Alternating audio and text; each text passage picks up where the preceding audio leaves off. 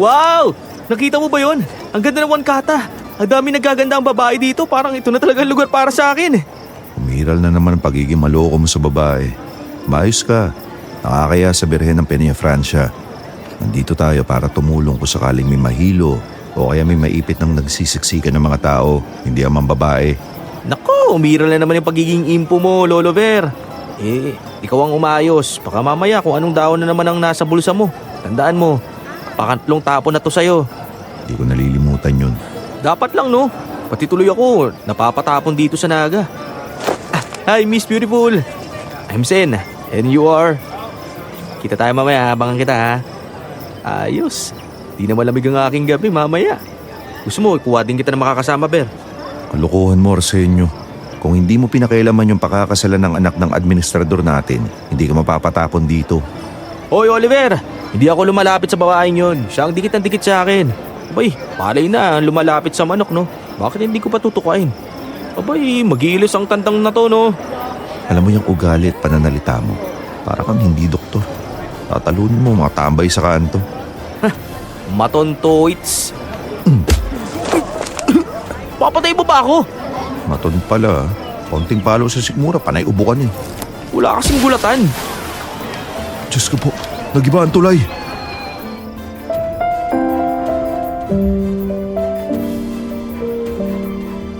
Tandang-tanda ko pa ang araw na yon. Pangatlong Sabado ng buwan, September 16, 1977. Masayang ipinagdiriwang ng mga tao ang araw ng kanilang debotong berhen ng Peña Francia. Bigla na lang napuno ng sigawan ang paligid, kasabay ng langit-ngit ng naputol na tulay ng kolgante. Hanggang ngayon ay malinaw pa sa isipan ko ang nakabibingi at nakakikilabot na hiyaw na mga tao habang humihingi sila ng saklolo. Pero hindi ang bangungot na yon ang nagbigay ng bilyete or ticket ko sa mental hospital, kundi ang pag-ibig ko para sa isang babae na nakilala ko nang ipatapon ako sa Zamboanga del Sur ng administrator ng aming ospital. Dear Aswang Diaries and Madam Venus, ako po si Oliver. Tawagin niyo na lang akong Ver. Dati akong lisensyadong doktor. Kalaunan ay nakulong ako sa isang mental institution ng 2 dekada. At ngayon ay namumuhay bilang isang manggagamot. Maaari niyo din akong tawaging isang albularyo kung gusto ninyo. Ito ang aking kwento. Nagsimula ang lahat nung ipalipat ako sa Zamboanga.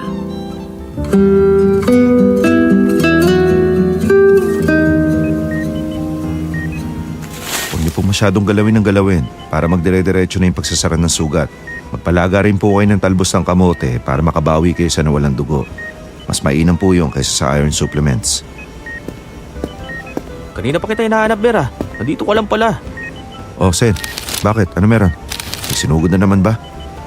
Oh, ano yung papel na kanina mo pa pinapalo sa kamay mo? Ber, kaninang umaga pa ito bumaba sa mesa mo.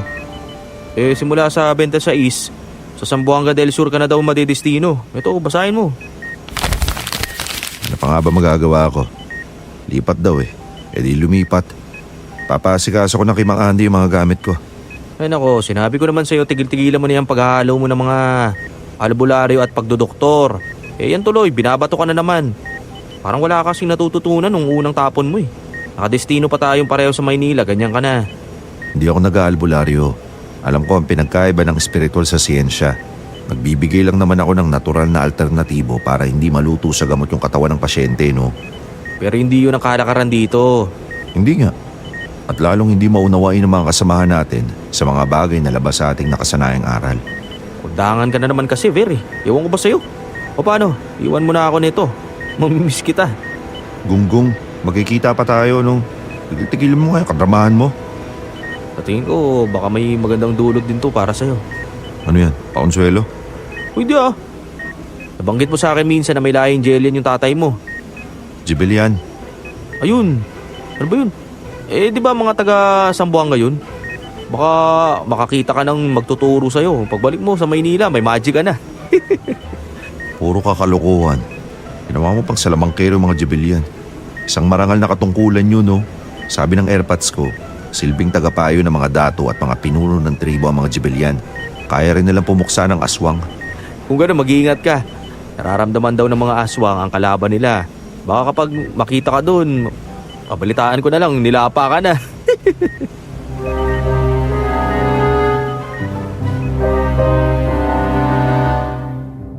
Hindi yon malayong mangyari. Lalo't ang pinagtapunang lugar sa akin ay isang puok na ayon kay Airpods ay hinihinalang may mga talon. Ayon sa kanya, ang mga talon ay kalabang mortal ng Gibellian. Bigla ay parang gusto kong magmakaawa sa mga boss ko. Pero naisip ko, wala naman akong ginawang masama. Tumulong lang ako sa tao. Kung mali para sa kanila ang pagtulong, di bali nang mapatapon ako habang buhay.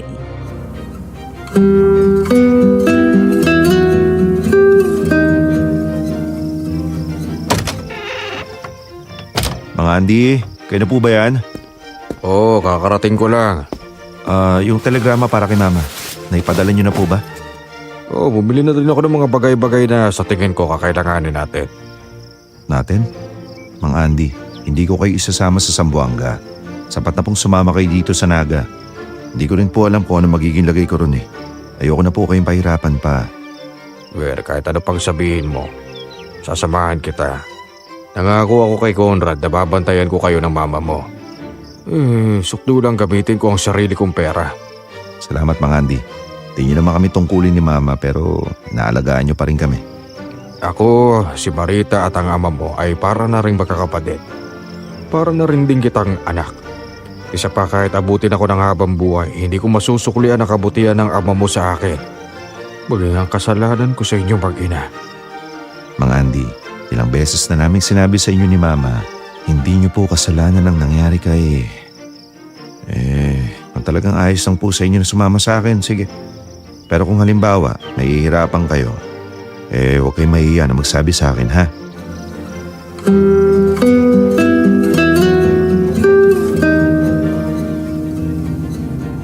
Hapon ng September 22, 1977, Biyernes. Nakarating kami sa Zamboanga.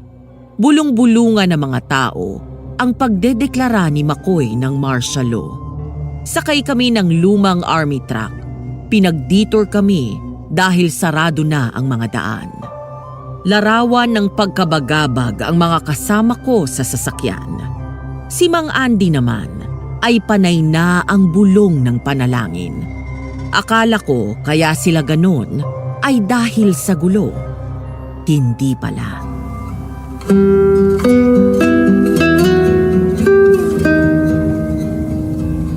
Lumabog na ng tuluyan ng araw. Kagabihin kami nito. Mga Andy, ayos lang po ba kayo? Oh, ayos naman ako, Ver. Bakit? Parang napapansin ko pa balisa kayo eh. Kahit yung iba natin kasama sa sasakyan, kitang-kita sa mata yung pag-aalala. Dahil po ba sa balitang martial law? Kung yun ang dahilan, palagay ko ay tatawanan lang ng mga yan. Ano po bang problema? Marami daw nadali ng aswang dito sa daan na to. Oh? Kaya nga nakikiusap sana kanina ang driver natin. Kung maaari sa kabilang daan tayo, ang kaso naman ay binabakuran daw ng mga makakaliwa. Kaya dito tayo sa liblib na daan pupunta. Pero kanina lang parang narinig ko na pumayag yung bantay na magdiretso lang tayo. Huwag niyong sabihin na yung malaking hawlan na nasa dulo nitong truck balak nilang hulihin yung aswang. Parang gano'n na nga ang intindi ko sa mga bulungan ng mga kasama natin. Abay, ano yun? Naku, Ver, ito ang bawa. Ilagay mo sa bulsa mo. Bakit ho? Ano hong binubulong sa inyo ng katabi niyo? Palagay daw nila, inaatake tayo ng aswa.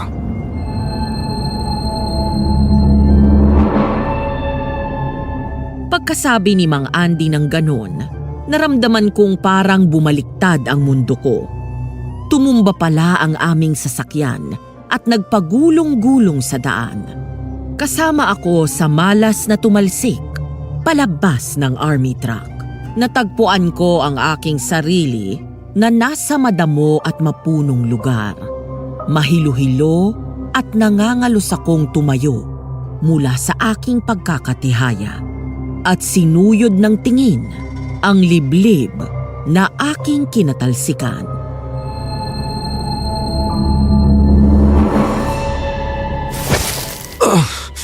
Aray ko, nasan ba ako? Teka, nabalian ba ako? Sa tingin ko ayos naman ako. Nasaan na ba mga kasamaan ko? Dito! Nandito ako! Anong klaseng iyo yun? Nakakapangilabot naman. Aso ba yun? Hindi, walang asong ganun. Hindi ako maaari magkamali. Sa iyong talon.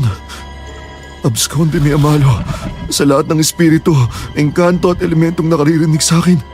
Itago niyo po ako sa impaktong nagbabanta sa akin. Isa yung talon dahil sa anyong malaaso, ang ulo na parang sa tao. Agad akong umusal ng Latin na turo ni Airpods. Pagkatapos nun, ay nanakbo ako ng hindi lumilingon.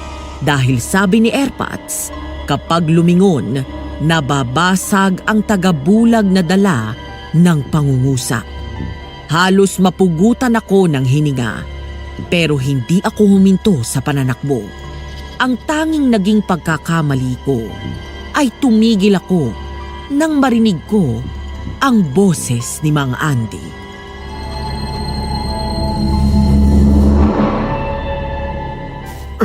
Val! Nasaan ka? Sumagot ka! Sa mga Andy yun. Dito mga Andy! Nandito ako! Ah! May kung anong puwersa ang bumundol sa akin. Pagulong-gulong akong tumalsik. Tumigil lang ang paggulong ko nang tumama ako sa puno. Sa nanlalabo kong ulirat, narinig ko ang papalapit na mabangis na ungol.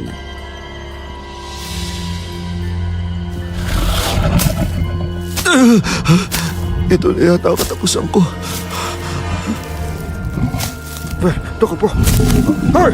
Anong ginagawa ninyo? Huwag ninyong lambatin yan! Sinabi na pabayaan na lang ninyo. Huwag ninyong uliin! Masasalot kayo! Mga Andy, anong ginagawa nila? Hinuhuli yung hayop na umatake sa inyo. Sinubukan ko silang pigilin sa pagsasabing iyon ang aswa. Pero sa halip na matakot, lalo pa silang sumidhi ang kagustuhan nilang hulihin yon. Hindi nila dapat uliin ang asong yun. Magkakanda salot-salot sila.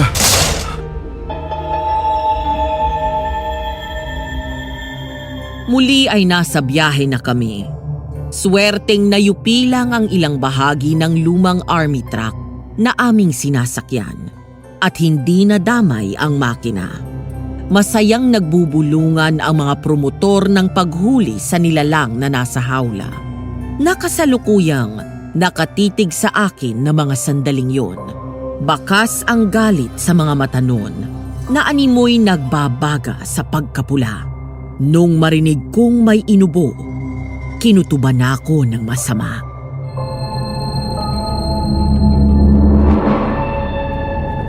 Mga Andy, gaano pa raw po katagal ang biyahe? May kalahating oras pa daw o higit pa. Nagsisimula na. Naku, nalintik ka na. Mukhang nag-uumpisa na ang mga salot ng aswang na yan. Naku po, may sumuko ng dugo. Dito maaaring magpatuloy. Kapag walang kumilos, mauunang mamamatay ang mga sakay nitong army truck bago pa natin marating ang ating destinasyon. Anong gagawin mo? Maupo ka rito. Huwag ka na mangyalam, baka mamaya saktan ka nila. Muli sa kinauupuan ko ay tumayo ako at paese-ese na nilapitan ang hawla. Narinig ko ang sigawan ng ilang kasakay namin pero hindi ko sila pinansin. Dalawa lang ang pwedeng gawin kapag nakakita ng talon. Patayin o takbuhan. Masama yung hinuhuli dahil nagdadala yon ng salot. Umusal ako ng proteksyon at walang pag-aalinlangan kong binuksan ang hawla.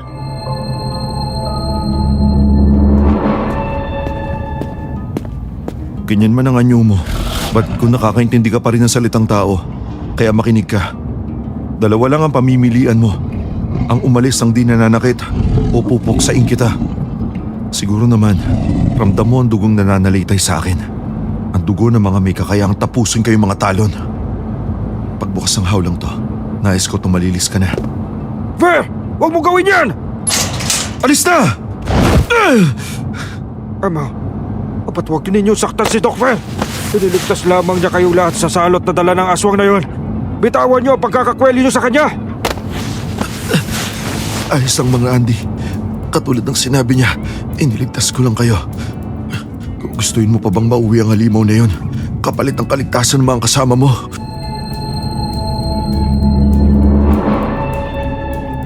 Pasalya akong binitawan ng lalaking nangwelyo sa akin at padabog na bumalik sa kanyang upuan. Si Mang Andy naman ay inalalayan ako. Ang mga dinapuan ng sakit ay aking binilinan na sumadya sa akin kinabukasan para malapatan ko ng lunas na naituro sa akin ng aking ama. Nang makasapit kami sa ospital, malalim na ang gabi. Matapos ang ilang batian at pagpapakilala, itinuro ang aking bagong tutuluyan.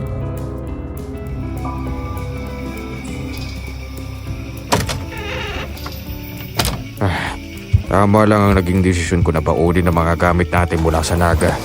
Abay, ang dumi naman dito. Parang sinadyang hindi asikasuhin. Suko ka na ba mga Andy? Pwede pa kayong umurong. Nandun pa ang army truck na nagatid sa atin. Iluloko mo ako, Nover. Kahit anong gawin mo, hindi mo ako may tataboy. Sinabi ko naman sa'yo na hindi kita pababayaan. Paano na lang kung wala ako?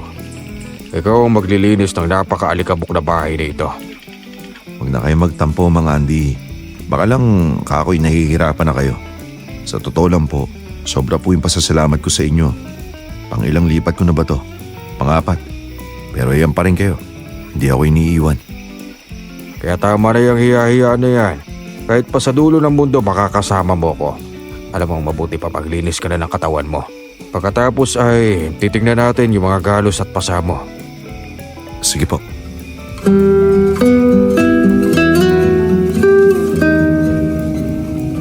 Kinabukasan, September 23, 1972. Kasabay ng paggising ko sa nangingirot na katawan, nagdeklara ng martial law si McCoy. Habang abala ang mga militar, bahad din ang sinusugod sa ospital.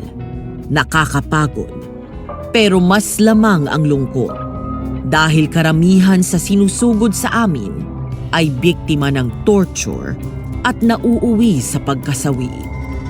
Pakiramdam ko, isa akong walang silbing doktor. Isang konsolasyon ko ay yung nakakatulong ako sa natural na panggagamot.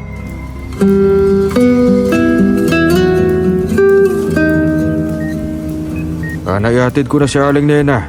Siya ang huling pasyente mo na nabiktima ng salot ng sanin ng talon. Mabuti naman kung ganun. Kakaawa ang isang yun. Nadamay lang. Natutuwa naman ako at nagagamit mo ang turo ng iyong ama. At mukhang nakakita ka ng silbi sa lugar na ito. Pinapaalala ko lang na mag-ingat ka. Hindi ko nalilimutan Mang Andy. Hindi tulad sa syudad ang probinsya. Sa syudad, pagalit at patapon lang ang makukuha mo sa hindi pangkaraniwang kaalaman mo. Pero sa ganitong lugar, maaaring makaakit ka ng mga di pangkaraniwang kaalaman. Huwag po kayo mag-alala. Mag-iingat po ako. Hindi po mangyayari sa akin ang nangyari kay Papa.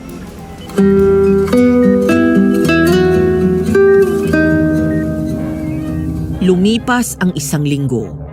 Huling araw ng September, araw ng Sabado. Sinalubong ako ng isang sulat mula sa aking airmats. Ipinapaalala nun sa akin ang kamangmangan ko sa katotohanan ng buhay at sa mga peligro na maaaring dumating sa akin dahil sa mga desisyon ko at mga pinaggagawa ko. Nasa likod ako ng ospital noon at nagpapahangin nang iabot yon sa akin ni Mang Andy.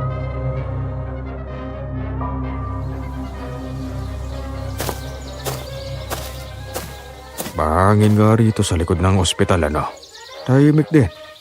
Kaya pala gustong gusto mong dito titigil. Tinatawag na ba ako, Mang Andy? Hindi, pero ito ang sulat mula sa mama mo. Sa tingin ko, gugustuhin mong basahin yan ng mag-isa. Bakit naman? Sagot yan ng mama mo sa telegrama mo. Patapos mong sabihin sa kanya na lilipat na naman sa pang-apat na pagkakataon ng destino mo. At dahil mukhang ekspresyon yan, mukhang hindi siya makapaghintay na ipaabot yan sa'yo at sabihin niya.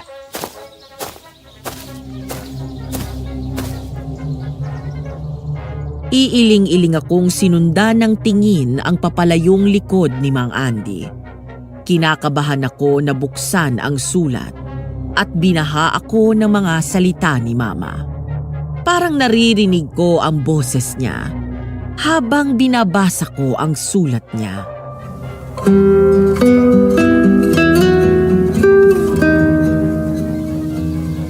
Mahal kong Ver, hindi na kita kukumustahin. Alam kong abala na naman kayo ni Andy sa pag-aal sa balutan. Tama ka doon, Mama. Pero nais kong iparating sa'yo na nag-aalala ko. Nabanggit ni Andy sa telegrama na ginagamit mo raw ang kaalaman ng amang mo sa panggagamot para makatulong sa iba. Inaasahan ko na to. Masaya akong nakakatulong ka. Pero anak, huwag mo sanang kalimutan na ang kaalamang yan ang nagdala sa amang mo at kay Andy sa kapahamakan. Hindi ko nalilimutan, Mama. Awang-awa rin ako kay Andy na hanggang ngayon ay sinisisi ang kanyang sarili sa nangyari. Lagi ko naman po sinasabi sa kanya na hindi natin siya sinisisi. Ngayon nga sa probinsya ka ng pinanggalingan ng pamilya ng ama mo. Hiling kong maghinay-hinay ka sa paggamit ng kaalamang minana mo sa kanya. Baka makaakit ka ng masamang puwersa. Mama, Anak, hindi ko nakakayanin kung pati ikaw ay mawawala sa akin. Napakasakit nang iuwi ang ama mo na wala ng buhay. alam ko. Pangako, mag-iingat po ako. Anak, tandaan mo, sa bawat kapangyarihang ating hawak, may kaakibat na responsibilidad at kabayaran yan. Maging sa normal na bahagdan o usaping espiritual, lalo na sa espiritual.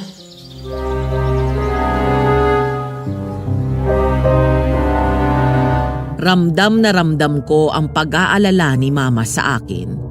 Doon ko napagtanto na hindi ko na inisip kung anong nararamdaman niya sa tuwing ipapatapon ako, na sa bawat patapon, palayo ako ng palayo. Isa akong masamang anak na nagdala ng labis na alalahanin sa kanyang ina. Pero ang lungkot na yon, napalitan ng pagkabigla dahil sa huling linya ng sulat ni Mama.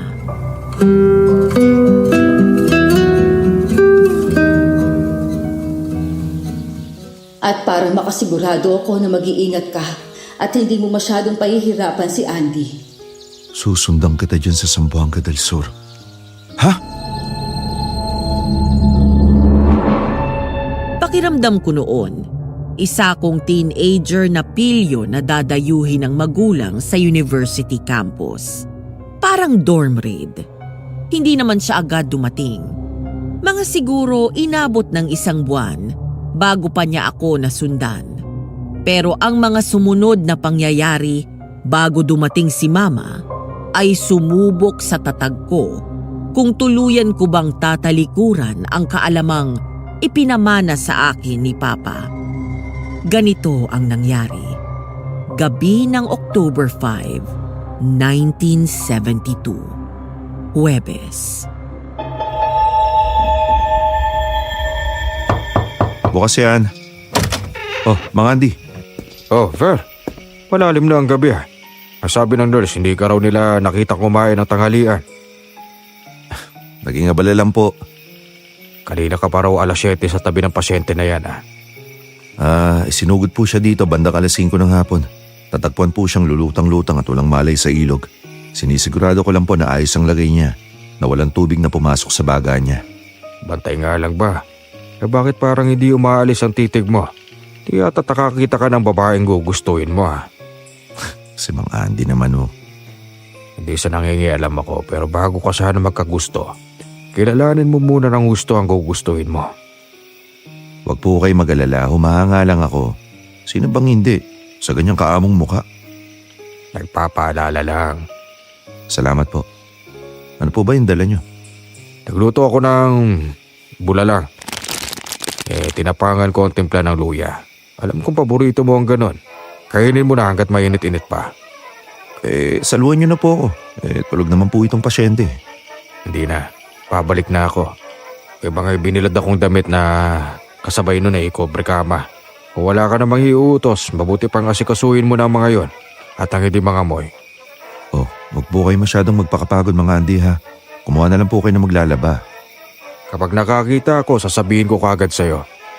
Pero sa ngayon, hayaan mo na muna akong mag-asikaso ng lahat sa bahay. Hindi ko kaya ipagkatiwala sa iba ang paglilinis at paglalaba. Bahala kayo. Kainin mo na yung mga pagkain. Huwag mo hayaang lumabig ha. Patiwalayan mo na ng tingin ang isang yan. Baka mamaya malusaw.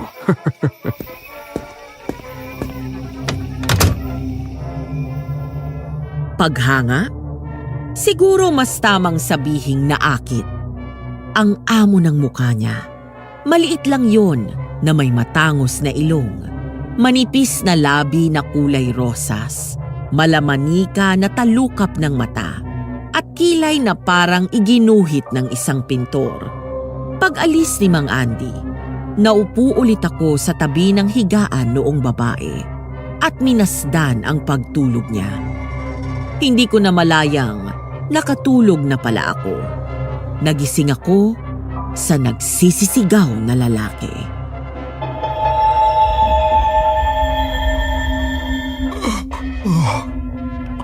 Nakatulog pala ako. Asan yung pasyenteng binabantayan ko? Ilabas niyo ang babae yan! Hindi pa siya namatay sa pagkalunod niya. Pwes, ako na ang tatapos sa kanya. May ganti ko man lang ang aking si Dina! Sino yung nagsisigaw? Parang sa harap ng ospital nang gagaling. Teka, malabas nga. Naku po, hindi po na mga tao sa harapan ng ospital. Manong, kumalma po kayo. Natatakot na po yung mga nurse namin. Isa pa, pinagpipiyasa na po kayo ng mga tao. Tayo pong mag-usap. Mag-usap! Tarantado! Sino ka ba, lente ka? Hindi madadaan sa usap ang galit at sakit ng damdamin ko. Ilabas niyo ang impaktang yan! Huwag po kayong sumigaw. Ayun po, yung lalaking yun ang nanuntok ng doktor. Nanggugulo po sa ospital. Mabuti na lang at nakatawag agad ng autoridad si Mang Andy. Napag-alaman na ang nagwawalang lalaki ay kilala bilang Mang Teroy. Isa siyang maghahalaman na namatayan ng anak. Isang aswang ang hinihinalang may gawa at naniniwala siyang yung pasyente namin na babae ang aswang. Matapos ang gulo at mabitbit ng autoridad si Mang Teroy, dinala ako ni Mang Andy sa paborito kong tambayan, ang likod ng ospital.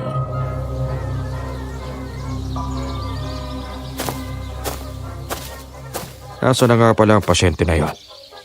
Hindi ko na po alam, Mang Andy. Ang totoo po niyan, napaidli po ako sa pagbabantay. Nang mamulat po ako, wala siya. Ayos na yung kama. Hindi ba't kailangan ng pirma ng doktor para makalabas ng ospital ang pasyente? Baka nagpupumilit umalis o pumuslit eh. Sana lang po talaga ayos siya. Mang Andy, anong tinitignan niyo? Yung bintana katapat natin ay yung bintana ng kwartong inuko pa ng babae kagabi.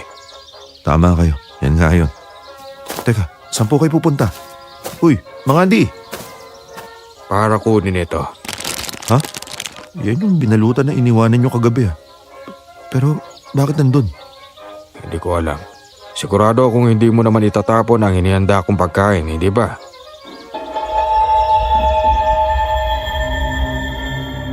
Hindi talaga. Dahil pinalaki ako sa paniniwala na masama ang mag-aksaya ng grasya. Pero sino ang nagtapon ng bulanglang na dinala ni Mang Andy sa akin noong gabi? Hindi ko alam. Pagsapit ng gabi, hindi ulit ako nakauwi sa tinutuluyan naming bahay ni Mang Andy dahil binahana naman ang ospital ng mga pasyente.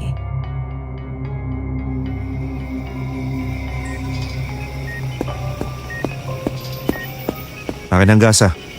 Tapos na ang paglilinis ng sugat ito. Nurse Jenny, tawagan mo si Doc Ann. Sabihin mo kailangan ng pedya ngayon dito. Nurse Tess, kung maayos na yung lagay ni Patient Cruz, simulan mo na yung pagsusuri ha. Para bukas ng umaga, pwede na natin basahin yung mga resulta. Doc Jamie, ikaw nang bahala rito ha. Maayos na yung karamihan sa kanila. Pagbibigay na lang ng silid ang kailangan. Yung nasa may dulo, hindi bibigyan ng kwarto. Kukunin daw ang mga yun ng militar. Nakalabas din. Nasaan na kaya si Mang Andy? Parang nahuli siya ngayon Manong! Kapag dumating si Mang Andy, pakisabi nandun ako sa aking opisina ha.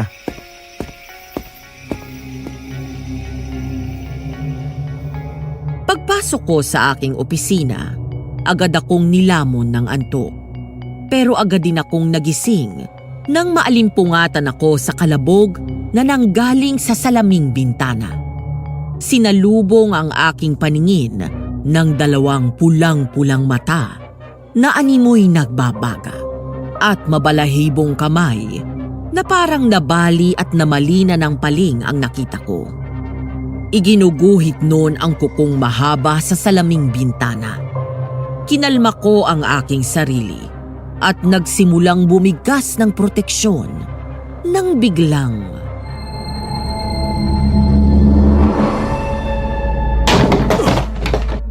Ano yun? Ikaw, tanda kita. Anong ginagawa mo rito? Gusto mo ako saktan? Sige, lapit. Makukuha mo hinahanap mo. Hindi mo ako makakain nang hindi ka makakatanggap ng kahit kaunting sakit. Ber, nagdala ako na Bakit ganyan ang itsura mo? Anong nangyari dito? Nagkaganyan ang mga gamit mo. Nakatumba pa ang silya mo. Nakipag-away ka ba? Hindi ho. Nalimpungatan lang po ako. May dumalaw po sa akin eh. Sino? Hindi sino, kundi ano. Ha? Yung nakasama natin sa army truck. Mukhang nagpaparamdam. Baka hindi na siyan sa ginawa kong pagpapalaya sa kanya. Nandiyan kanina sa bintana at nakasilip. Minamasdan siguro yung pagtulog ko. Naku po, mag-iingat ka, Fe. Ito na nga ba ang sinasabi at pinapaalala namin ng mama mo? Nararamdaman na nila siguro ang karunungang ipinasa sa iyo ni Conrad na ama mo. Siguro nga ho. Hindi na nagpakita pa ulit ang aswang sa akin. Lumipas ang mahigit 1 linggo. October 13, 1972 na. Gabi ng Biyernes. Katatapos lang ng pagbaha ng pasyente. Nagpapahinga ako sa harapan ng ospital at ninanamnam ang malamig na hangin ng gabi. Nang makita ko ulit ang magandang pasyente na basta na lang umalis nang hindi nagpapaalam. Palinga-linga siya na parang may hinahanap. Kaya nagdesisyon ako na lapitan siya.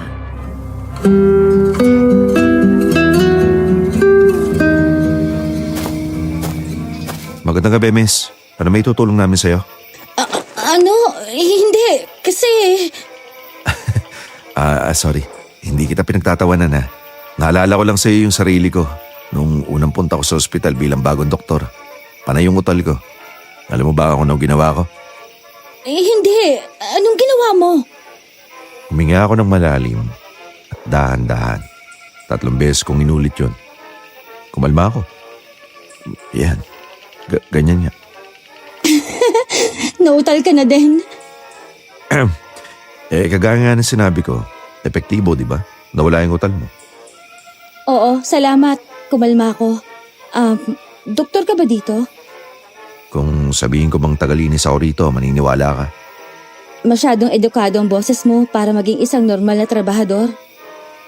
Oo, tama ka. Ako si Oliver. Isa akong doktor dito. Dr. Oliver, kung ganon. Ver na lang. Alisin mo na rin ang doktor. Sige, salamat. Hindi ka taga dito, ano? Dayo ka? Paano mo nasabi? Hindi ka ba natatakot na baka makulam ka o magayuma? Ibinigay mo agad sa akin ang totoo mong pangalan at buo pa. Hindi naman. Bakit? Ano bang problema? Pangalan lang naman yun eh. Makapangyarihan ang pangalan. Ang sino mang makaalam nito ay nagkakaroon ng kapangyarihan sa taong nalaman nila ang pangalan. Kaya ba hindi mo ibibigay ang pangalan mo? Iniisip mo mangkukulam ako at gagayumahin kita? Hindi naman. Ako si Aleta. Ikinagagala kitang makilala.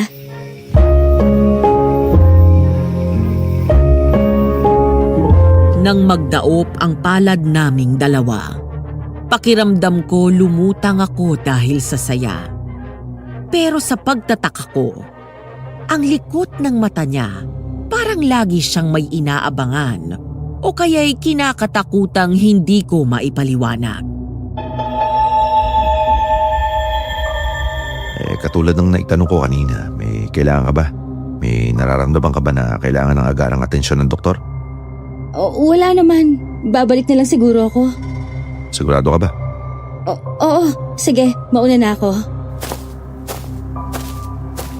Matapos kaming magkakilala ni Aleta, napansin kong parang ang gaan ng pakiramdam ko. Napapangiti ako kapag naaalala ko siya. Sabi ng mga nurse na kasama namin sa ospital, naging doble ang sipag ko at ang sigla ng bawat galaw ko. Kapag oras na ng break time ko, pinupuntahan niya ako.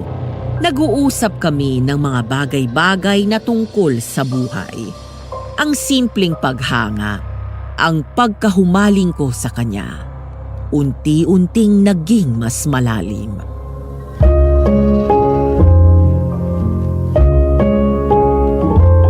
Gusto kitang ligawan ng seryosohan. Payag ka ba? Pero ilang araw pa lang tayo nagkakakilala. Hindi ba nabibigla ka lang? Kung ganun, sabihin mo sa akin. Mali ba ako na isiping may gusto ka sa akin? Nagustuhan mo lang ba ako dahil mukha akong may gusto sa'yo? Gusto kita. Pero kung sasabihin mo sa akin hindi mo ako gusto, hindi ko natutuloy yung panliligaw sa'yo. Pakukontento na lang ako na maging kaibigan mo. Gusto kita. Kaya lagi kitang nilalapitan. Dinadalaw dito sa ospital. At kaya palagi kitang inaabangan sa palengke. Pero wala akong balak na magpaligaw sa'yo. Sapat na ang ganito sa akin.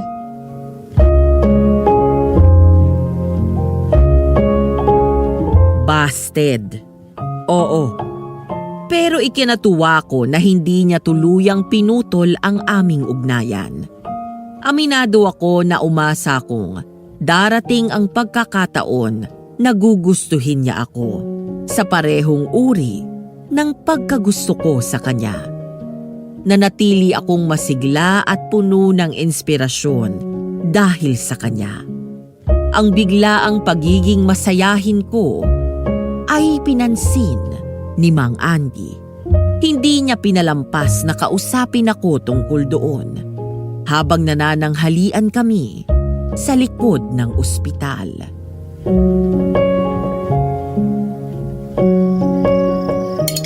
Plakado talaga mga Andy.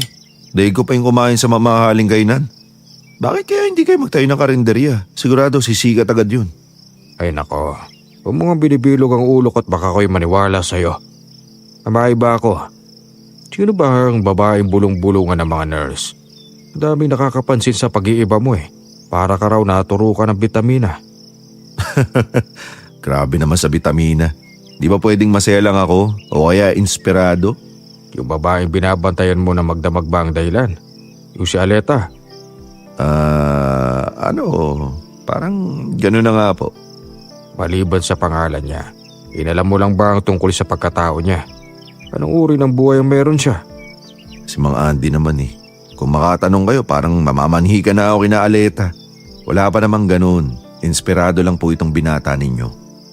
Well, alam mo naman ang katapatan ko ay nasa mama mo at nasa iyo, hindi ba? Hoy, bakit bigla po kayo naging seryoso? Kinabahan tuloy ako. Hindi masama ang magsaya at magkaroon ng pinapahalagahan. Pero gusto ko lang malaman mo na may kakaiba akong nakikita sa babaeng yon.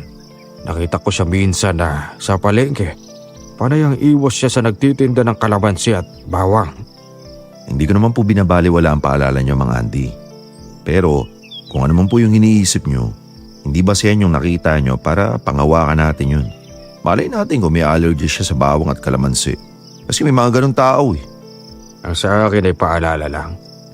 Naalala mo pa ba yung bulang lang na nakita nating nakatapon sa likod ng ospital? Yung nasa tapat ng bintana ng kwarto na inokupa ng babaeng pasyente na sinasabi mo ay Aleta ang pangalan. Oo, natatandaan ko pa po yun. Ano po bang tungkol doon? May nagsabi sa akin na nakita daw nila na si Aleta ang nagtapon nun. Ano po? Kilala ko si Mang Andy mula pagkabata. Hindi niya ugali ang gumawa ng istorya, lalo na ang manira ng tao. Ginusto kong malaman ang totoo, kaya nagdesisyon ako na obserbahan si Aleta. Kaya naman, binalak ko na subukin siya nung magkita ulit kami. Ganito po ang nangyari, Madam Venus. Bandang tanghali ng October 20, 1972. Saktong 1 linggo mula noong huling nagkita kami ni Aleta. Tuloy, bukas yan. Upo kayo, saglit lang ha. At, Aleta? Ganyan ka pala kapag nagkiklinika. May naaral lang ako resulta, kaya hindi ko agad napansin ikaw pala yan. Upo ka. Hindi ba ako nakakaabala? Hindi no, kailanman hindi ka magiging abala sa akin. Lagi ako may oras para sa'yo. Kaya anong may paglilingkod ko sa'yo? Galing ako dito nung isang araw. May doktor na tumingin sa akin. Ibinigay niya sa akin ang papel na to. Tapos, kinuhanan ako ng dugo at ginawa ng ilang pagsusuri. Hinala niya anemic eh. Anemic? Kulang sa dugo, maputla, ganun. May basihan naman talaga ang kasamahan kong doktor na maghinala na anemic siya. Mukha siyang masasakitin, pero masigla, maputi siya. At kapag tinamaan ng araw, aakalain mo na tatagos ang sinag nun sa kanya. Pero ayon sa resulta ng mga pagsusuri sa kanya, normal naman ang lahat. Hindi siya anemic. Bigla kong naalala ang sinabi ni Mang Andy tungkol kay Aleta. Doon ko napagdesisyonang umpisahan ang pag-oobserba sa kanya.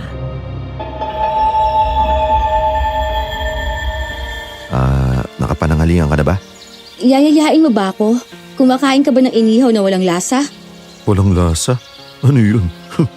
Basta ihaw lang, walang kahit ano. Maganda yan. Malabo ang tsansa na magkaroon ka ng sakit sa bato. Tuloy! Oh, Mang Andy, tama-tama ang dating nyo. Tangalian ba yan? Oh, may bisita ka pala. Uy, parang pinagtagpo naman talaga ng panahon. Napasobra ang luto ko. Ikaw ba si Aleta? Oo, ako nga. Ikaw si Andres. Kilala mo ko? Sandali, kilala mo si Mang Andy? Narinig ko minsan na may tumawag sa kanya. Ha? May nakakaalam ng buong pangalan nyo dito, Mang Andy? Sa palengke siguro. May ilan akong kakilalang nagtitinda doon eh. Doon ko napansin na parang may mali. Parehong nagsisinungaling ang dalawang tao sa harap ko. Sabihin ng tama ang kutob. Sinamahan pa ng mga senyales ng pagsisinungaling na itinuro sa amin sa med school. Hindi muna ako nagpahalata. Nakisakay ako sa kalokohan nilang dalawa. Pero sinigurado kong aalamin ko ang punot dulo ng lahat ng yon. Alam kong may matinding dahilan si Mang Andy at hindi magmamaliw ang tiwala ko sa kanya. Mabuti pa, Mang Andy, ihain nyo na yung mga yan. Sigurado ako, hindi makakatiis na hindi kumain tong si Aleta. Sarap-sarap nyo kayo magluto. Ano ba yung hinandaan nyo ngayon? Adobong baboy. Sinigurado ko na madaming bawang yan. Nagdala din ako ng daing na bangus at sausawang suka. Na maraming bawang? Nakuha mo, bata. Nagdala na rin ako ng kalamansi juice. Aleta, bakit? Anong problema? Namumutla ka? May masakit ba sa'yo? Bigla na lang tumayo si Aleta. Dahilan para matumba ang silyang inuupuan niya. Namumutla siya at parang natatakot. Tila masusuka. Ang mga sunod niyang sinabi ay halatang palusot na lang. Pero nakisakay pa din ako. Siguro nga sa puntong yon, nangyari na ang kinatatakutan ni Mang Andy. Malalim na ang nararamdaman ko para kay Aleta. Natatakluban lang ng pagnanais ko na malaman ang totoo. Aalis na muna ako. Naalala ko na magkikita kami ni Lolo. Sige, dyan na kayo. Saka na lang tayo kumain ng sabay, Ver. Abay, anong nangyari sa isang yun? Talaga bang hindi nyo alam mga Andy? Alam ko nagsisinungaling kayong dalawa ni Aleta eh. Alam ko nakilala ka niya. Kung paano, hindi ko alam. Ramdam ko na may mabigat kayong dahilan kaya kayo nagsisinungaling. At gusto ko yung malaman. Para kang ama mo sa talas ng pakiramdam. Pero hindi ako natutuwa. At hindi ko ikinatutong isipin ang posibilidad na magkaroon ako ng pagdududa sa inyo. May ilang pasyente pa ako ngayong hapon pero hindi ako nakatoka sa panggabi. Mag-usap tayo pag uwi ko mga Andy ha.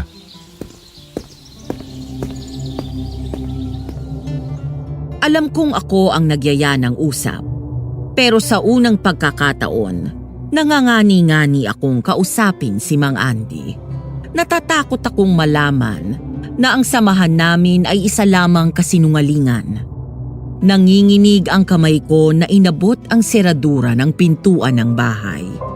Pero bago ko pa yon mahawakan, bumukas na ang pinto at sinalubong ako ni Mang Andy.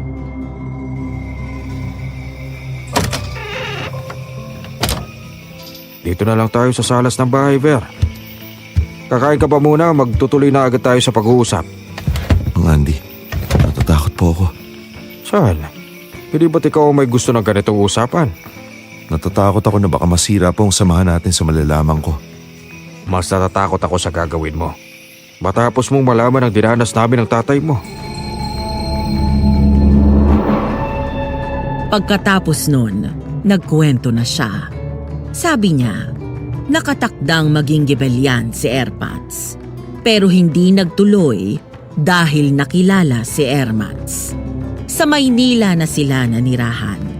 Pero isang araw, kinailangan ng pamilya ni Mang Andy ang tulong dahil si Mang Andy ay dinapuan ng salot gawa ng aswang na talon. Umuwi ng Zamboanga del Sur si Erpats at doon na nasawi. Hindi kita iiwang pare. Kailangan makauwi ko sa pamilya mo. Hihintayin ka na mag-ina mo. Conrad! Animoy na bitbit mismo ko ng gabing yun. Sa liblib kung saan nasawi ang aking ama. Damang-dama ko ang pait sa boses ni Mang Andy. Talagang hindi pa siya nakakabawi sa bangungot ng gabing nasawi ang aking Erpats sa paglaban sa mga talon. Ang pangungulila niya sa kaibigang kailanman ay hindi na niya makikita pa. Tinapos ni Conrad ang aswang na nagdadala ng salot sa akin. Pero may anak na iniwan, si Aleta. Ganun pala. Bakit parang hindi ka man lang nabigla? Huwag mo sabihin. Kinutuban lang ako. Ang totoo niyan, Mang Andy, mahirap pa rin para sa akin na tanggapin ang lahat ng to. Mahal ko na po siya. Handa akong tanggapin kung ano siya. Hindi ko siya kayang isuko ng basta. Hindi pa naman tayo sigurado kung aswang nga siya. Kung aswang man si Aleta, kung siya nga ba talaga may kinalaman sa mga pagpatay na nagaganap o sa pagkakasakit ng mga tao. Pero paano po kung siya nga? Anong gagawin ko? Makakaya ko bang gawin ng dapat? Hindi natin yun alam. Naniniwala akong makukuha mo ang tamang sagot. At kapag dumating ka sa puntong yon, malalaman rin natin yan. Pero dalangin ko na sana nga ay huwag kang subukin ng panahon.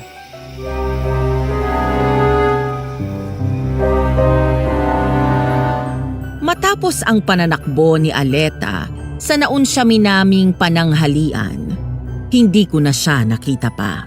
Nawala din ang mga isinugod sa aming ospital na may kakaibang karamdaman. Pero patuloy ang pagbaha ng ibang kaso.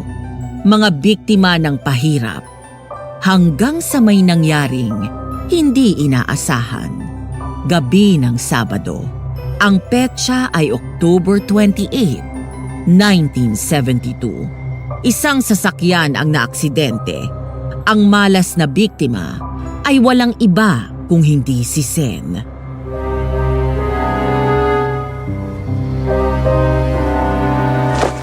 Aray, Sir, nasan ako? hospital po ito. Naaksidente po kayo habang sakay ng isang lumang army truck. Ganun ba? Maaari po bang pakisabi niyo ang inyong pangalan, edad at okupasyon? Pero naman kilala mo ako. Makisuyo po na sagutin niyo ang tanong, sir. Ako si Arsenio, 25. Seryosohin mo naman. 25 naman talaga ako. Ganun ba? Sige, tatawag ako ng eksperto para gawa ng pagsusuri ang ulo mo. Oo na, magsiseryoso na. 29 ako. Isang doktor na nagdala ng ligaya sa mga kababaihan sa kargada kong 9 na pulgat. Aray ko naman. Uy, pasyente ako Nurse, nananakit yung dokber nyo dito Puro ka kalokohan. Ano bang pinakaba mo ako? Ano ba nangyari? Ba't ka nandito? Sinundan kita. Namiss kita Namiss ko tayo. Namiss ko si Mang Andy. At ang malupit niyang mga luto. Lalo na yung adobong naliligo sa bawang. Sen, nalimutan mo na ba doktor ako? Nabasa ko ang resulta ng mga pagsusuri na ginawa sa'yo. Ano ba nangyari kasi? Wala pang 6 na buwan mula nang umalis ako ng Naga. Ba't ganito yung chart mo? Ang totoo niyan, Ver. May impeksyon ako. Ha? Ano? Hindi kita marinig. May tulo ako. Masaya ka na. Nagagamot naman ng kahit na sinong doktor yan. Basta inumin mo lang yung mga antibiotics mo. Bakit ba sumunod ka pa rito? Sabi ni Cesar, di kakayanin ng atay ko na may malakas na gamot. Magiging matagalan ang gamutan dahil mababa lang ang pwede kong inumin na gamot magpapaalaga sana ako sa'yo. Sa akin? Bakit hindi sa nurse? Magpapaalaga ako sa'yo ng alagang manggagamot. Di ba marunong ka nun? Yung albularyo. Bibigyan na lang kita ng listahan ng mga halamang gamot na maaari mong inumin. Isasama ko na kung paano yung gamitin at pakuluan ha. Kapag na-discharge ka na, bumalik ka na sa Maynila. Mas makabubuti yun sa'yo. Sorry pre, kahit pa ipagtabuyan mo ako, hindi ako babalik na Maynila. So down sa lansangan ako matulog, dito ako mananatili talaga. Ha? Una, inaprobahan na yung pagkakadestino ko dito. Pangalawa pare, maniwala ka man o sa hindi. Love at first sight na ako dito. Sus, lagi naman Sen. Kahit poste, kapag sinuotan ng palda, haagarin mo at paniniwalaan mong tunay na pag-ibig yun. Pare naman, ito na talaga. Siya na talaga yung para sa akin. Maniwala ka. Napatawa na lang ako habang iniisip kung sino ang malas na babaeng nakabihag sa atensyon ni Sen. Magkaibigan kami, pero hindi ko pagtatakpan ang kalokohan niya sa babae. Singdalas ng pagpapalit niya ng damit kung magpalit ng babae ang loko. Kaya naman, nakinig na lang ako sa araw-araw na pagdaldal niya tungkol doon sa babae, na ayon sa kanya ay seryoso nang nabihag ang puso niya.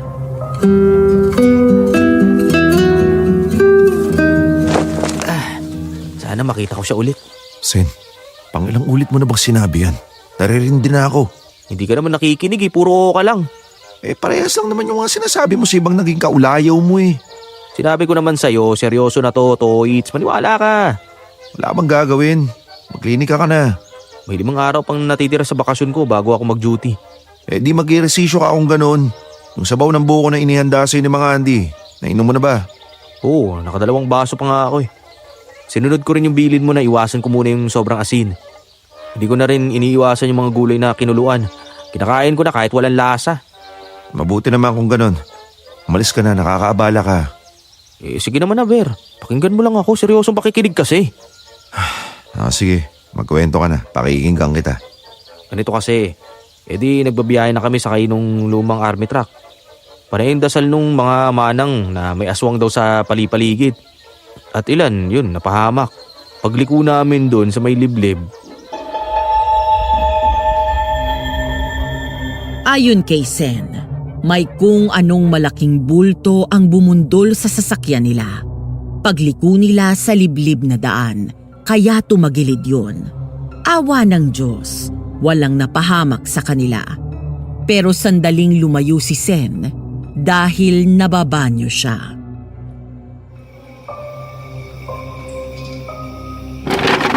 Ay, Ay, nako.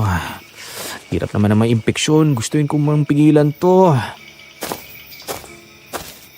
Pwede na ako dito. Nandito lang ako may naasikaso. Salamat! Solve. Oh, saan naman galing ingay na yun? Parang sigaw. Di kaya may sinasalvage. Naku naman, ang galing naman tumiming. Makaalis na nga dito. May mga yabag. Ang bibigat naman. Sino na dyan? Ano yun? Aswang! Habang inaayos ko ang mga tala ng aking pasyente, napatingin ako sa orasan na nasa dingding ng aking opisina. 7:30 pa lang. Patuloy akong nakinig sa kwento ni Sen. Kako pumayag na akong makinig. Itodo ko na. Nagkomento pa ako ng bahagya para patunayan sa kanya na nakikinig ako ng seryoso.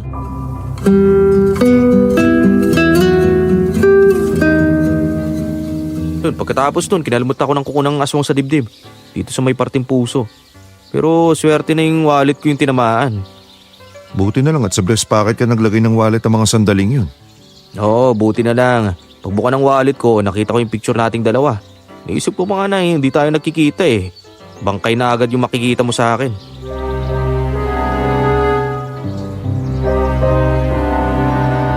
Sabi ni Sen, dala ng takot at kawalang pag-asa ng sitwasyon, ipinikit na lang niya ang mga mata niya. Hinintay niya ang paglapa sa kanya ng aswang, pero hindi yun dumating. Bagkus, malakas na pagyugyog ang naramdaman niya. Kasunod ang boses ng isang babae.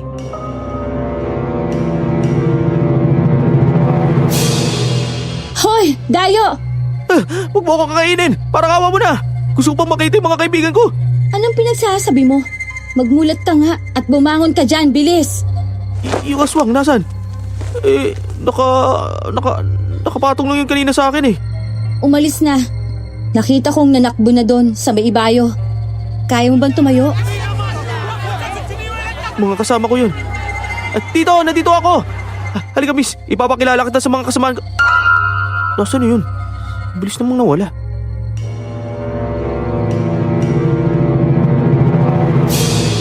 Napaupo ako sa aking silya at iniligid ang aking paningin. Malapit nang mag-alas 8 ng umaga, nag-uumpisa na ding suminag ang araw sa bintanang salamin ng aking opisina. Nagkomento ako tungkol sa biglang pagkawala noong babae.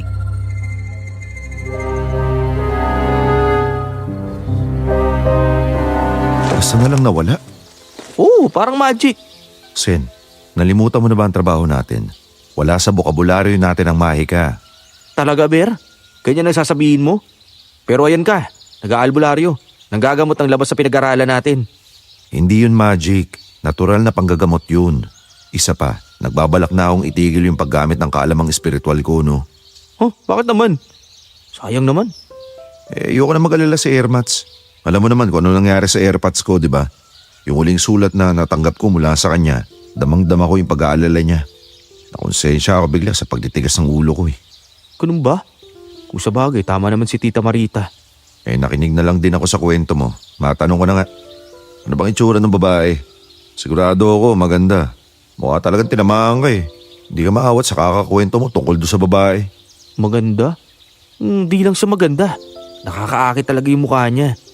Pero paano mong nakita? Madilim na nun syempre, gabi ni. Hindi ko alam. Pero sigurado ako na malinaw kung nakita yung pagmumukha niya. Parang nagliliwanag. Alam mo parang iba yung ganda niya eh. Ang liit ng mukha tapos parang iginuhit ni Da Vinci yung kilay. Yung ilong naman niya parang nililok ni Michelangelo. At ang labi niya parang mga makopa na malarosas ang kulay, ganon. Yan, ganyan. Natumbok mo. Para akong binuhusan ng malamig na tubig sa narinig ko. Hindi yata't si Aleta ang inilalarawan ni Sen. Palihim akong umusal ng dalangin na sana'y wag naman. Hindi lang dahil pareho kami ng babaeng gusto, Pero dahil sa hinala namin ni Mang Andy kay Aleta, hindi ko alam kung paano ko yon ipaliliwanag kay Sen pag nagkataon. Pero sadyang maloko ang pagkakataon. Ver, nandyan ka ba? Oo, nandito ako. Pasok ka. May sumobra sa mga kamoting inani namin eh. Dinalhan kita. Ikaw? Sadyang mapaglaro ang panahon. Mula nang magkita si Sen at Aleta ng umagang yun, hindi na sila mapaghiwalay. Ilang araw pa ang lumipas at nag-undas na. Dahil malayo ako sa amin, nagtirik na lang ako ng kandila sa bahay at nag-alay ng dasal para kay Airpods. Dahil wala naman akong gagawing iba, pinili ko na lang na manatili sa bahay. Pero pagdating ng hapon,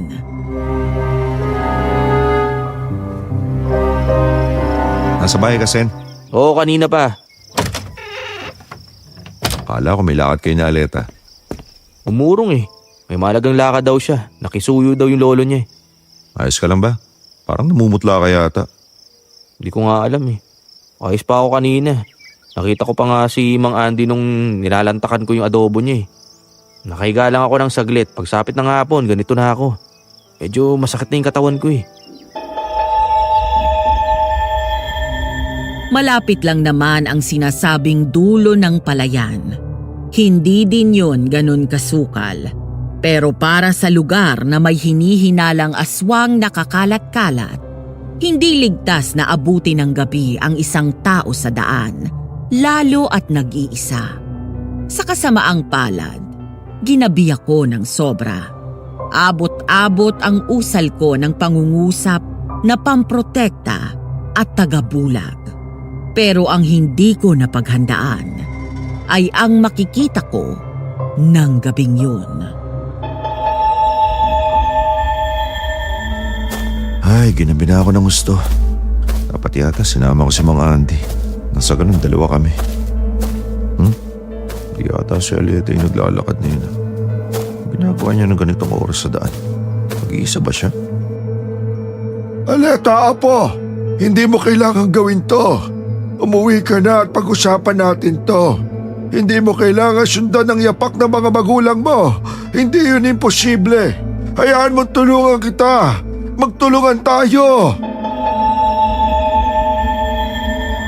Nung marinig ko ang pangalan ni Aleta, agad akong nagkubli sa mga talahib at pinakinggan ang usapan ng maglolo.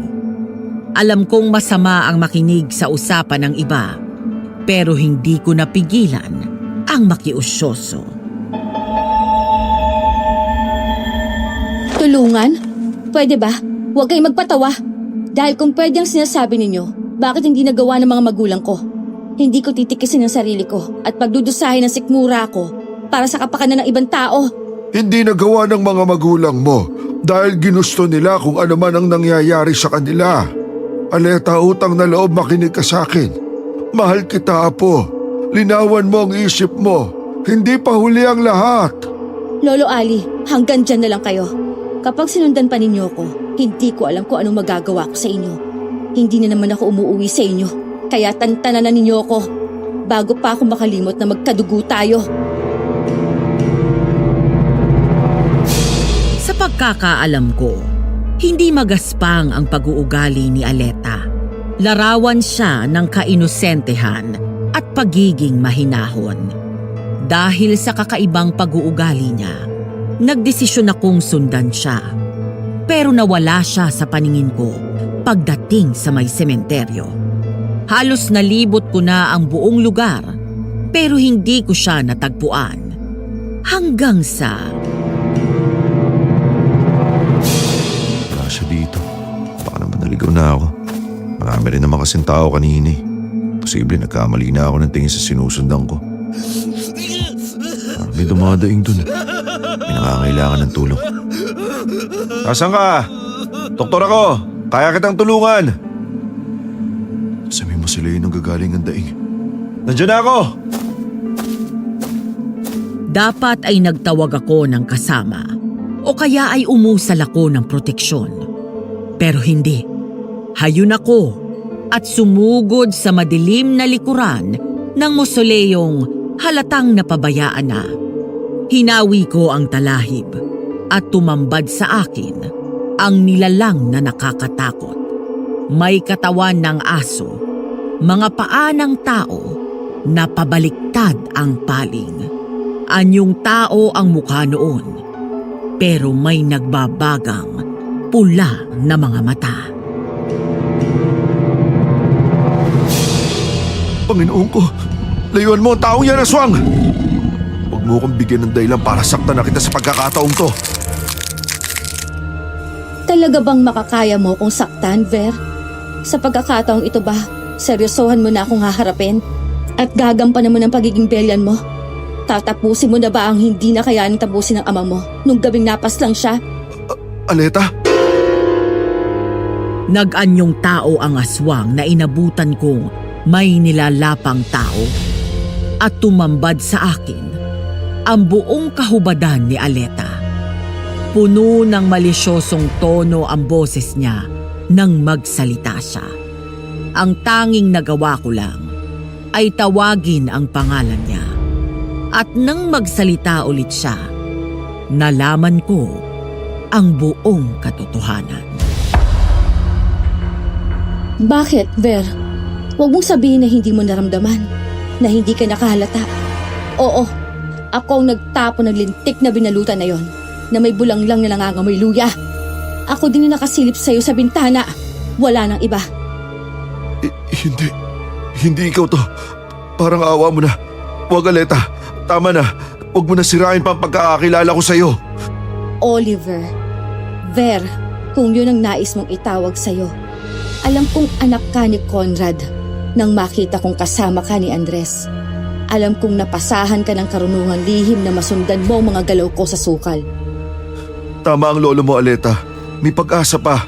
Pwede ka pang mabuhay nang hindi kumakain ng tao. Alam kong naroon ka kanina. Naamoy kita. Alam kong sinundan mo ko. At ngayon magkaharap na tayo. Mas maganda kung pulutin mo yung punyal na nabitayuan mo at gamitin mo na sa akin na dapat ay ginawa mo na kanina. Pagkatapos nun, nilapitan niya ako at siya mismo ang pumulot ng punyal. Hindi niya inalintana ang pagkapaso ng kamay niya sa pagkakahawak ng sagradong punyal na minana ko pa kay Airpods. Inilagay niya yon sa palad ko at iginaya ang kamay ko sa kaliwang dibdib niya. Ngunit sa halip na itara ko sa dibdib niya ang punyal, binitawan ko yon at niyakap ang kahubadan niya. Hindi ko kaya, Aleta. Patayin mo na ako o papatay pa ako ng iba. Malaki din ang posibilidad na patayin ko mga taong mahalaga sa'yo. Hindi, Aleta. Hindi ko hayaan na gawin mo pa yun. Magtutulungan tayo. Makakaya natin yun. Magtiwala ka lang. Hindi ko alam, Ver. Ito na ako. Nakakain na rin ako ng mga tao. Wala nang pag-asa pang magawa akong tao. Ito ako. Tanggapin mo ko. O patayin. Yun lang. Ayoko. Para saan pa't naging doktor ako? Na naturuan ako ng aking ama ng kaalamang Jibilian. Kung hindi ko yun gagamitin para makatulong. Hindi kita papatayin. Tutulungan kita. Kahit gawin mo ito, hindi pa rin magbabago ang pagtingin ko sa'yo. Alam ko, dahil si Arsenio lang ang gusto mo. Paanong? Hindi ko kailangan na matala sa pandaman ng isang aswang para malaman kung sino ang iniibig na babaeng pinapahalagahan ko. Huwag mong maliitin ang kakayahan ng isang lalaking tapat na umiibig. Malaki ang tsansa na pagsisihan mo to. Alam ko, pero susugal ako. Dahil ang pagmamahal ay isang uri din naman ng sugal. Sige, Ver. Papayag ako. Pero sa isang kondisyon. Sige, kung kaya ko lang din naman gawin yun, gagawin ko para sa'yo. Sa oras na hindi ka magtagumpay, gusto kong tapusin mo ako. Hindi, kahit ano, huwag lang yan. Yon at ang ihatid mo ko ng may ngiti kapag tinapos mo na ako. Ang kondisyon ko. Kailangan pumayag ka o tapusin mo na ako ngayon pa lang. Kay lupit mo, Aleta. Dahil para sa aming mga aswang, ang kalupitan ay isang uri din ng pagmamahal.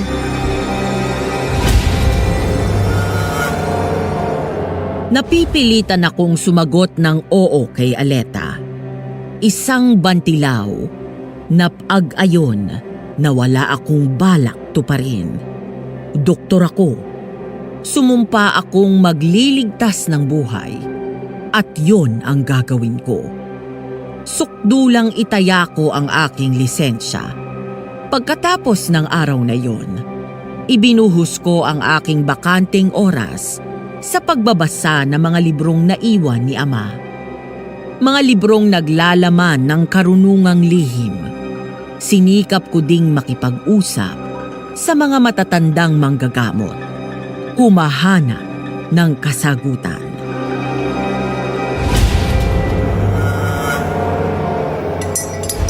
Ito ang barakong kape, Ver. Salamat, Mang Andy.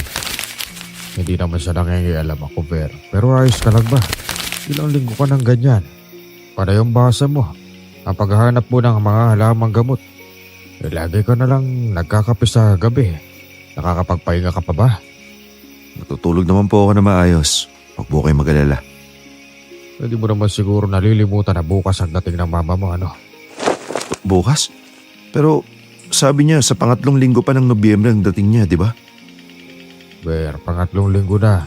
Nobyembre 21 na ngayon. Abay 22 bukas. Nalintikan na. Nawala sa isip ko. Mas mabuti pa na huwag mo na munang inumin ang kapeng yan. Isara mo na muna yung mga librong binabasa mo. Matulog ka na. Maaga kang gumising bukas at mag-ahit ka. Baka mamaya magalit ang mama mo kapag nakita kang ganyan. Sige, Mang Andy. Gagawin ko yun. Gawin mo, ha? Kailangan mo ba ng tulong? Ayos lang po ako. Pangako, matutulog ako at gagawin kong presentable ang sarili ko.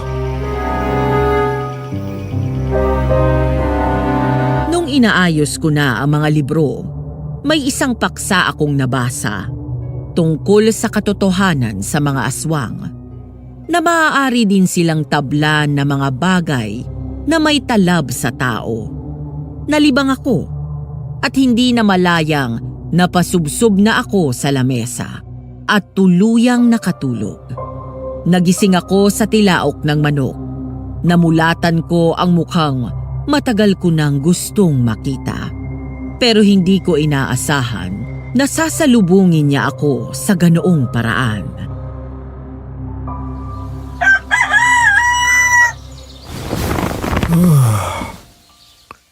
Tulog pala ako. Oo, nakatulog ka talaga. Nagpiyastahan ka na ng mga lamok at napatakan ka na rin ng dumi ng butiki sa buhok.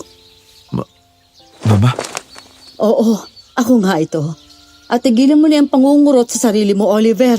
Hindi ka nananaginip at lalong hindi ako aparisyong hatid ng mga karunungan lihim na nilalaman ng libro ng ama mo. Masaya ako makita ka, Mama. Kailan ka pa dumating? Ibig ko sabihin, bakit ka nandito? Sinadya kong maliin ang oras ng dating ko para malaman ko ang tunay na lagay mo dito. Ay, matanong nakita ko. Eto, hindi ka nag-aahit. Amoy pawis ka. E dinaig mo pa ang mga palaboy. Ano ba nangyayari sa'yo? Kape. Magkape muna kayo mag-ina, Marita. Andres, hindi pa ako tapos sa'yo. Isa ka pa. Sinabi ko na sa'yong wala kang pananagutan sa aming mag-ina. Heto ka at parang muchacho na sunod-sunod dito kay Oliver. Nakakakonsumi kayong dalawa. Mama, ang presyon niyo. At sino may gawa kung bakit ako ganito? Sabihin mo nga, ibang tao ba? Pasensya na po. Mabuti pa, mag-umagahan na tayo. Mamaya ay darating ng kinuha kong tauhan. Hindi mo naman kailangan gawin yun, Maria. Tutututut! Manahimik ka dyan! Hindi ka katulong, lalong hindi ka alila. Andy, ikaw ay kaibigan, para ng kapamilya. Kulang na lang sa isang sinapupunan kayo manggaling ni na Conrad, naintindihan mo? Hindi talaga ako mananalo sa'yo, Marita. Amasona ka pa rin. Oo, naiintindihan ko naman. Mabuti kung ganon. At anak, Ver, Mama? utang na loob anak, mag-ayos ka. Oo. At iwasan mo na muna magsalita hanggat hindi ka pa nakakapagsipilyo. Ang baho ng hininga mo, anak.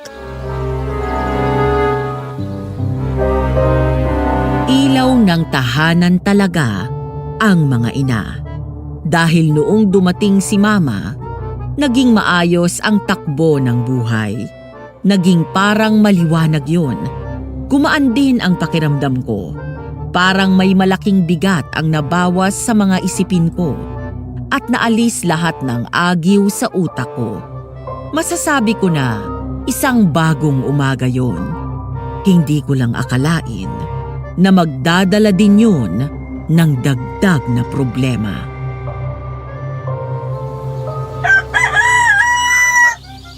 Wow, iba talaga kapag may nanay sa bahay.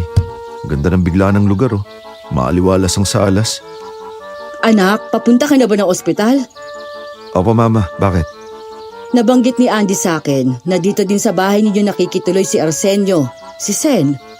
Opo, pasensya na po. Nawaglit kong sabihin sa inyo. Wala namang problema sa akin yon, Ver. Nag-aalala lang ako sa batang yon. Bakit po? May problema po ba ma? Kanina anak, nung tulog ka, halos panabay kaming dumating ni Sen. Nauna lang ako ng ilang minuto.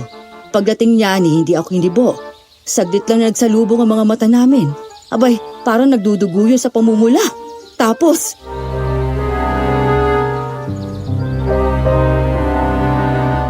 Ayon kay Mama, matapos silang magkasalubong ni Sen, ay nagdire-diretso si Sen sa banyo. Dahil hindi na naman iba si Sen kay Mama, nagdesisyon siya na ipaghanda ng umagahan ang kaibigan ko. Inalok pa nga niyang kumain ng umagahan.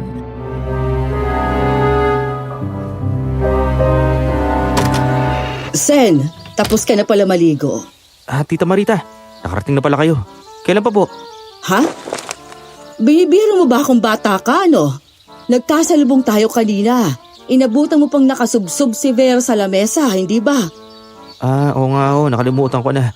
Pasensya na po kayo medyo kulang lang sa tulog. Ako! Ikaw talagang bata ka, oo. Parehong-pareho kay ni Ver. Paano na ba kayo kung walang mag-aasikaso sa inyo? Oh siya, tama na nga ako sa kadadada. Halika't kumain ka na muna. Tama nga kayo, tita. Buti na lang po nandiyan kayo. Abay, bakit ka nagsusuka, Sen? Hindi ko po alam, tita. Basta na lang pagkaamoy ko ng bawang ba yun at sibuyas. Oo, nagsangag ako at gumawa ng binating itlog. Pinalamanan ko ng kamatis at sibuyas yun, kagaya ng dati na inihahanda ko para sa inyo ni Ver. Bakit kaya ako ganito? Sen, iho, ikaw ba'y may nobya? Ano nga bang gamit ninyong termino? Shota! May shota ka ba? Meron o. Ang talas po pala ng pakiramdam ninyo. Bakit o? Kayo ba ay... Kami ho ay... Yung, alam mo na, yung ganon? Anong parang ganon? Naku, hindi kaya... teka, gumagamit ba kayo ng proteksyon? Kapag alam mo na, ginagawa ninyo. Ngayon nung nabanggit ninyo... Nalinti ka na! Arsenio! Yung pananalita mo! Sorry po, tita. Usap na lang po tayo sa susunod. May gagawin lang po ako. Ano kayang nangyari sa batang yun? Nang matapos magkwento si Mama, ay sumikdo ang dibdib ko. Isang kutob na nagbigay sa akin ng magkahalong takot at pangamba. Paano kung buntis si Aleta? Nang magsalita si Mama, napatunayan kong pareho pala kami ng pangamba. Kaya kahit tapos na kami mag-ayos ni Rita sa salas, na natili ako rito para abangan ka at kausapin tungkol kay Sen. Ano po bang pinangangambahan mo mama? Nabuntis na ang syota ni Sen?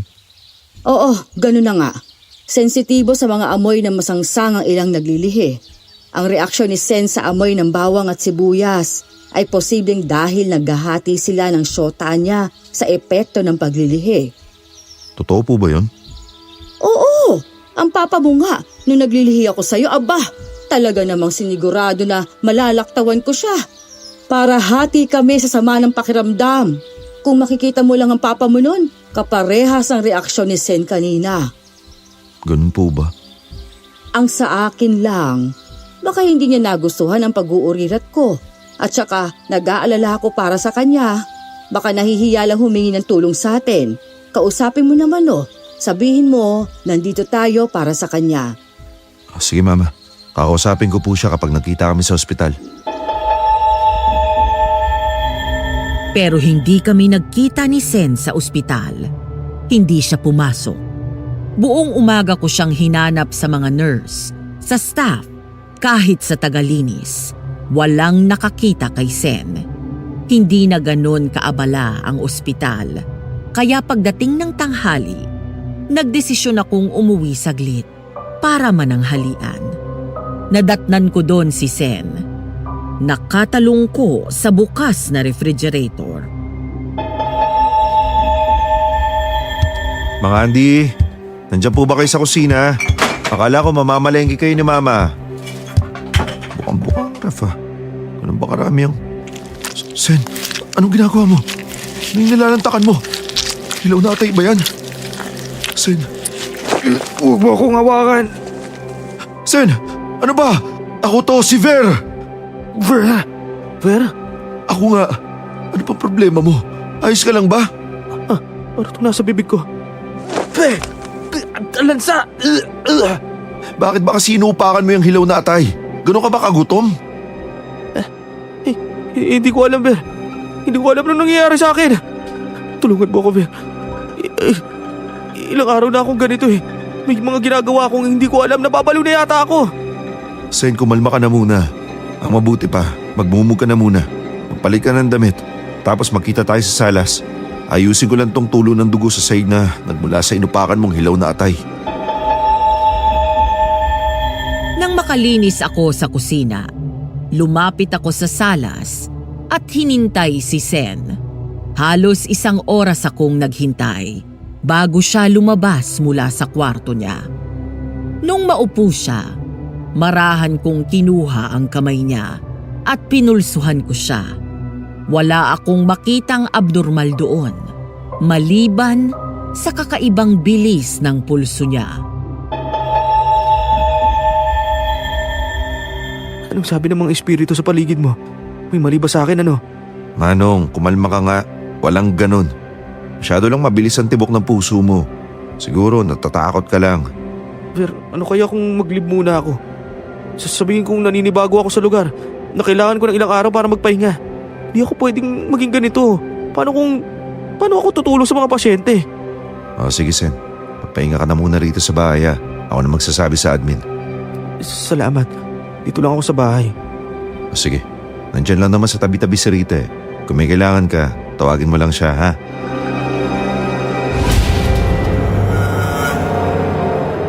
Pero hindi ko pala dapat iniwanan si Sen. Dapat pala, nung inabutan ko siyang nanginginain ng hilaw na atay, ay nanatili ako sa tabi niya. Dahil kung hindi ko siya iniwan, hindi mangyayari ang trahedyang dinatnan naming tatlo ni na Mama at Mang Andy ng gabing yun.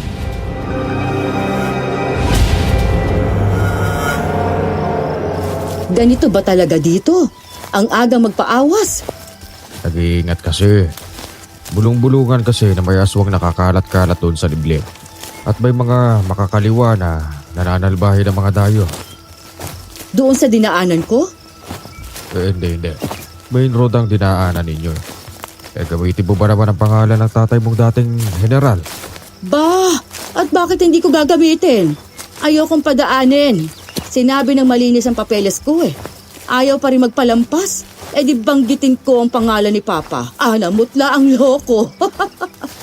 Si Mama talaga Ay nako, mabalik tayo sa maagang pagpapaawas. Akala ko pa naman, madadaldal ko ang mga nurse at makakakuha ako ng mga impormasyon tungkol sa babaeng kinahuhumalingan mo. Wala po akong ganun sa ngayon, Ma. Aha! Huli ka! Anong huli ka? Ano pinagsasabi niyo, Ma? Ang sabi mo, sa ngayon. Di dati pala meron. Ikaw ha? Kailan ka pa naging babaero? Abay, Setyembre lang nung mapalipat ka rito tapos ngayon patapos na ang Nobyembre. Wala na agad kayo. Nahawa ka na kay Sen. Mama, malabo po yan. Ibang klase po yung kalokohan nun. Walang katapat yun. Kamusta na nga pala si Sen? Anong nangyayari dun sa inyong dalawa kaninang tanghalian? Hindi mo na kasi naituloy yung kwento mo kanina sa ospital dahil tinawag ka na ng nurse. Hindi ko na nga po alam, Mang Andy. Pinulsuan ko, pero wala akong nakitang mali. Baka kailangan ko na ng ibang paraan para malaman. Sana nga anak, matulungan mong kaibigan mo na yon. Abay, bata pa lang kayo kayo nang sanggang dikit. Pero mag-iingat ka anak ha. Baka mamaya mo binabarang na pala ang isang yan. Mawag naman. Kawawa naman si Sen kapag nagkataon. Pumapatay ang barang. Ang ibig kong sabihin anak, kapag mabigat ang sitwasyon, huwag mong pakialaman. Kumuha ka ng ibang marunong na makakatulong sa kanya. Hindi kita gusto mapahamak. Ayan mo, Mama, mag-iingat po ako. Kailangan ko lang po talagang gawin to. Tingnan mo nga naman Maikling lakad lang talaga ang ospital sa bahay, di ba? Nandito na tayo.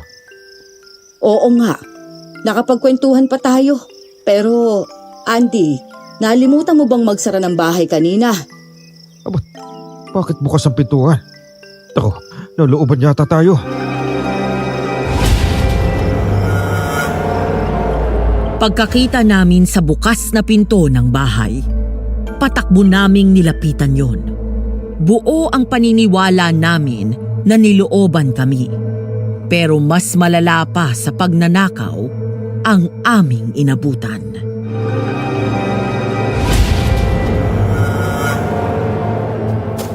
Marita, paunahin mo ako. Baka may masamang loob pa dyan sa bahay. Andy, hindi magtatagal sa bahay na ninakawan nila ang mga akyat bahay. Hindi nga, pero ibang makakaliwa. Ay nako, tigas talaga ng ulo. Di na kayo nasanay kay Mama. Diyos ko po! Patakbo kaming pumasok ni Mang Andy sa bahay. Hinanap namin si Mama at inabutan siya sa kusina. Inabutan namin siyang parang kandilang nauupos na napaupo sa sahig, habang nanginginig ang buong braso niya na may itinuturo. Nang sundan namin ang hintuturo niya, isang nakakarimarim na tagpo ang aming inabutan.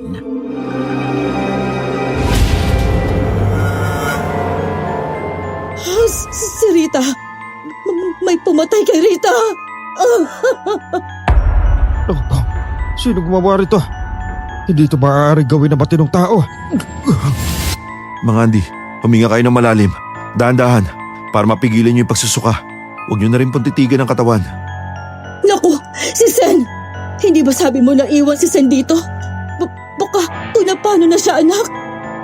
Sige ma, titignan ko pa pagkatapos kung may layo kayo dito sa kusina.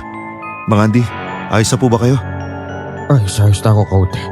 Salamat sa turo mo, Ver. Makikisuyo po ako na tumawag po kayo ng otoridad. Hindi natin maaaring pakialaman ang bangkay ni Rita hanggat hindi nila nakukuhanan ng mahalagang datos. Sige, lalakad na ako. Dito ka na muna sa salas, Mama, ha?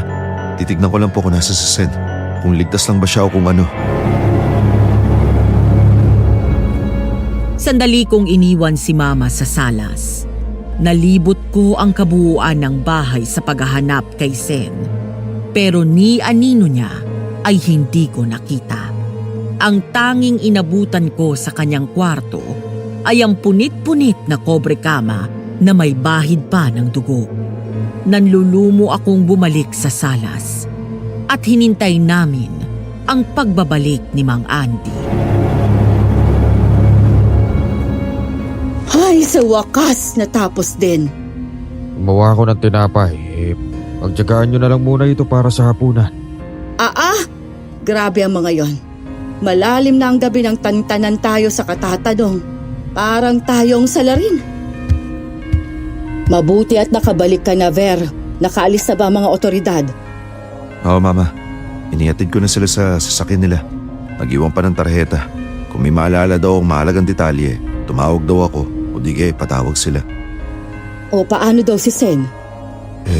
Gagawin daw po nila ang lahat para mahanap nila si Sen. Babalitaan na lang daw nila tayo. Hindi ito maaari. Kung talagang kinuha ng makakaliwa si Sen, patay na siya bago mahanap ng mga inutil na yan. Mama, Ma, hindi pa po tayo sigurado kung nadala nga sa Sen. Baka mamaya nanakbo lang yun. Malay natin, bigla na lang yung bumalaga dyan sa pintuan. Isa pa, baka hindi makakaliwa ang may gawa ng kamatay ni Rita. Kung hindi sila, sino? Sino pa bang halang ang kaluluwa na papatay sa ganun kabrutal na paraan? Huwag mo sabing aswang. Posible yan, Ma. Tandaan po natin na nasa lugar tayo kung saan may mga aswang pa rin namumuhay. Kung paniniwalaan kita, anak, ano na kayang nangyari kay Sen kung ganun?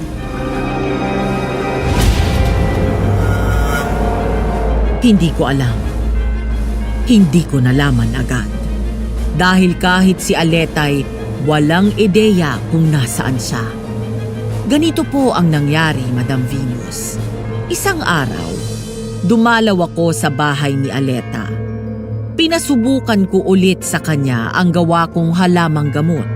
Umaasang tatalab na yun para pigilan ang pagkagusto niya sa laman ng tao. Habang hinihintay namin ang resulta, nagtanong si Aleta.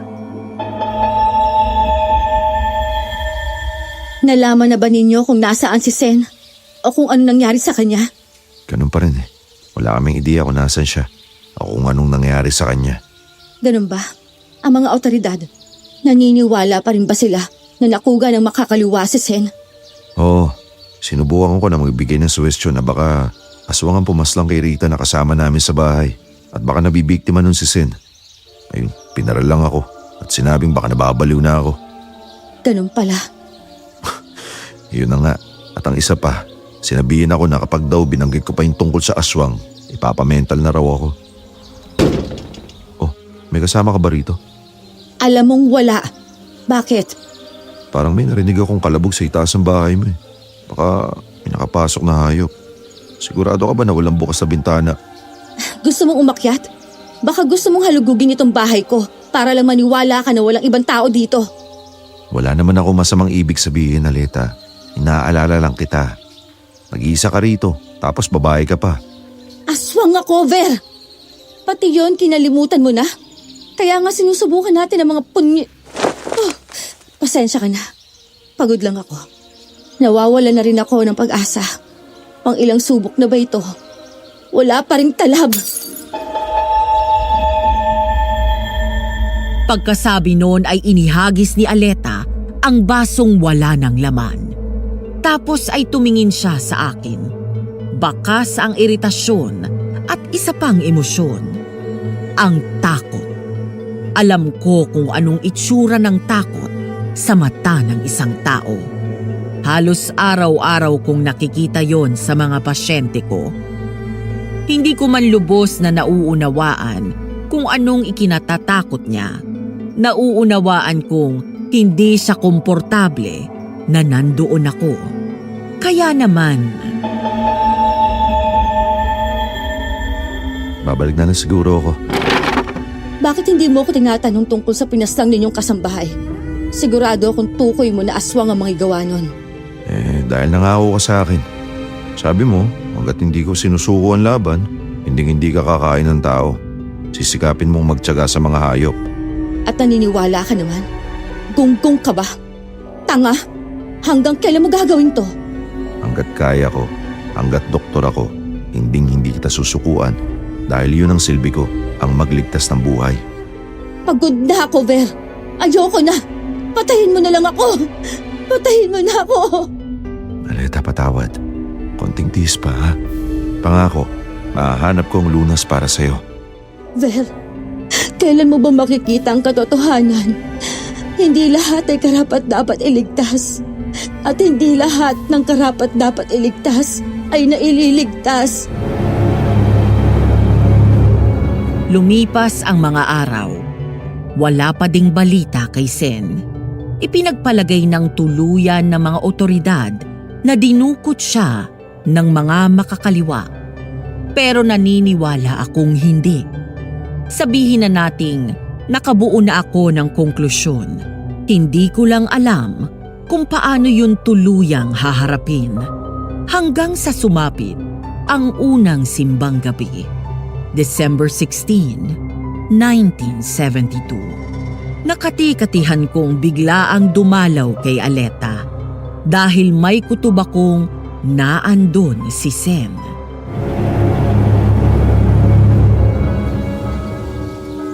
Ver, ano't nagbibihis ka dito? Publikong lugar to anak, harap ng simbahan. May mahalaga lang po akong pupuntahan, ma. Si Mang Andy na po yung bahala sa inyo, ha? Hindi ka sasabay sa amin. Paano ang basbas ng simbahan? Dapat yung idinidiretso sa bahay. Bawi na lang po ako kay Lord, Mama. Papaliwanag na rin po ako sa inyo kapag naayos ko na po ang lahat. Talaga lang po ang kailangan kong gawin to. Oh, siya, sige. Mag-iingat ka, ha? Papunta ako sa bahay ni Aleta. Hindi yun ang oras na napagkasunduan namin para dalhin ko ang halamang gamot. Lalong hindi yun normal na oras para dumalaw sa isang tao. Pero pakiramdam ko, kung di ko gagawin ang naisip kong gawin ng mga sandaling yun, lalong matatagalan bago ko malaman ang kasagutan. Hindi ako pwedeng mabuhay sa puro hinala na lang. Paalis na ako nang tawagin ako ni Mama. Anak, may tiwala ako sa'yo. Alam kong alam mo kung anong ginagawa mo. Pero sa mga panahong nalilito ka, pwede mo akong kausapin. Mama mo ko. Mauunawaan kita. Salamat po, Ma. Pangako, mag-uusap po tayo ng matagal pag-uwi ko, ha? Tayo, ni Mang Andy. Mag-iingat ka. Hihintayin ka namin. Magbubukang liwayway pa lang nang makarating ako sa bahay ni Aleta. Balak ko sanang kumatok para ipaalam na nandun na ako nang marinig ko ang pagtatalo nila ni Sen. Hanggang kailan ako magtatago dito? Ewan ko. Hanggang sa tuluyang isipin ng mga tao na namatay ka na? Anong sinabi mo? Kung bakit kasi nilapa mo yung katulong. Hindi tayo magkakaroon ng ganitong problema kung pinigilan mo yung lintik na sikmura mo. Ah, ganon. Kasalanan ko. At sinong aswang ang nanghahawa ng pagkaaswang sa akin, ha? Di ba ikaw? Huwag mo kong sinusumbatan, Sen. Sabi mo alam mo ang ginagawa mo. Sabi mo may isinusuot na proteksyon. Meron naman talaga eh. Bagong paraan ng gobyerno para pigilan ang pagdami na may sakit. At mga nagbubuntis na wala sa panahon. Hindi pa nga lang yun ginagamit ng karamihan dahil ayaw ng simbahan, pero epektibo yun. Bakit ka nahawa sa akin kung ganon? Di ko alam. Hindi mo sa akin sinabi na mabilis pala makahawa ang pagkaaswang. Sen, simula pa lang ng relasyon natin. Matapos na magkita tayo sa opisina ni Ver, sinabi ko na sa iyong aswang ako. Maaari kang mahawa sa akin. Hindi na kinaya ng puso ko ang mga naririnig ko. Buong lakas kong tinadyakan ang pintuan. Agad yung bumigay at tumambad sa akin ang gulat na mga mukha ni Sen at Aleta. Ver! Magpaliwanag ka, Sen. Bago ko makalimutan ang sinumpaang tungkulin natin bilang mga doktor. Wala nang dapat ipaliwanag, Ver. Total, nalaman mo na ang inililihim ko. At sa tingin ko'y narinig mo rin kung sinong lumapa sa katulong ninyo. Ititigil ko na rin ang pagkukunwari. Aleta, tama na to. Alam mong hindi uubra ang nagkunwaring pagiging masama mo. Isa kang hangal, Oliver.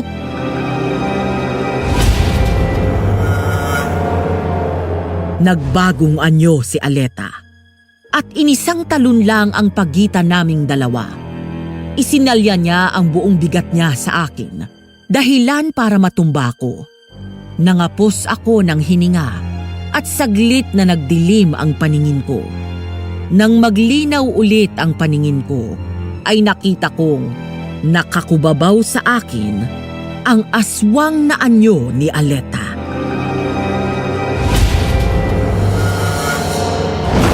Aleta, wag. Hindi ako kalaban. Alam mo yan, nandito ako para tumulong kagaya ng ipinangako ko sa'yo. Aleta, bumusak na si Ver. Umalis na lang tayo. Hindi kayo alis, Sen. Tama na ang pagtatago. Dapat mong harapin ang ginawa mo kay Rita. Hindi ko sinasadya ang nangyari, Ver. Aleta, tama na. Magbalik ka na saan yung tao mo. Mula sa makapal na talahib ay sumulpot ang lalaking nagwala sa ospital. Ang lalaking kilala bilang Mang Teroy. May dala siyang gulok at papasugod kay Aleta na nung mga oras na yon ay nakakubabaw sa akin. Pero hindi niya nahagip si Aleta dahil nag-anyong aswang si Sen at sinugod si Mang Teroy. Pagbalik ni Sen sa anyong tao, naghihingalo na ang lalaki.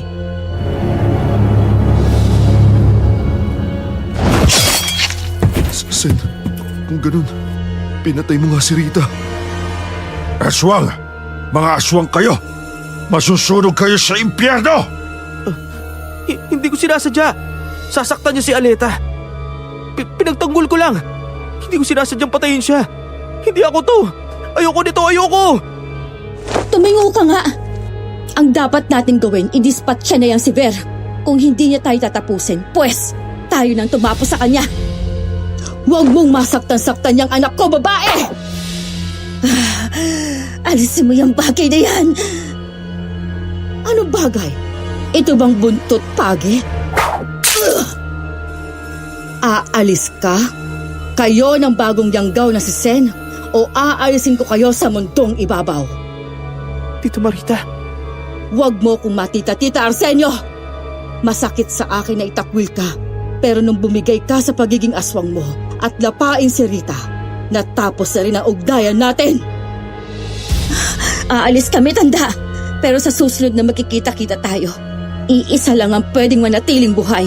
Kayo o kami. Nagsaboy ng kung anong abo si Aleta. Nang maglinaw ang mga paningin namin, wala na sila ni Sen. Wala na din ang katawan ni Mang Teroy. Nakita kong papalapit si Ermat sa akin. Kaya nagpilit akong tumayo kahit nanginginig ang tuhod ko. Nang tuluyan na kaming nagkaharap, sa halip na yakap ay isang malutong na sampal ang ibinigay niya sa akin.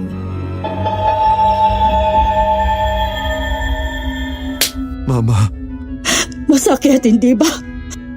Ibinuhos kong buong gitil ko sa sampal na yan. Higit pa riyan ang nararamdaman ko sakit dito sa dibdib ko. Sa pag-aakala mawawala ka din sa akin. Para yan sa hindi mo pagsunod sa pakiusap ko. Marita, nag-usap na tayo tungkol rito. Gusto na kitang ialis dito. Bago ka pa magaya sa ama mong nasawi, dahil sa paniniwala niyang lahat ay may karapatang magbago. Pero sabi ni Andy, pakinggan muna kita. Kaya pakikinggan kita. Opo, Mama. Sabihin mo sa akin ang lahat. Wala kang lilibanan kahit isang detalye. Saka ako magdedesisyon. Pag-uwi namin sa bahay, sinabi ko lahat kay Mama ang nangyari. Mula sa aksidente namin sa liblib at ang una naming engkwentro ng aswang na tamad talon, ang pagkakakilala namin ni Aleta at ang pagkakabuo ko sa totoo niyang pagkatao. Lahat yon ay sinabi ko sa kanya. At sa kabila namang nalaman ko, naniwala akong kulang lang sa unawa si Aleta na pwede pa rin siya magbago.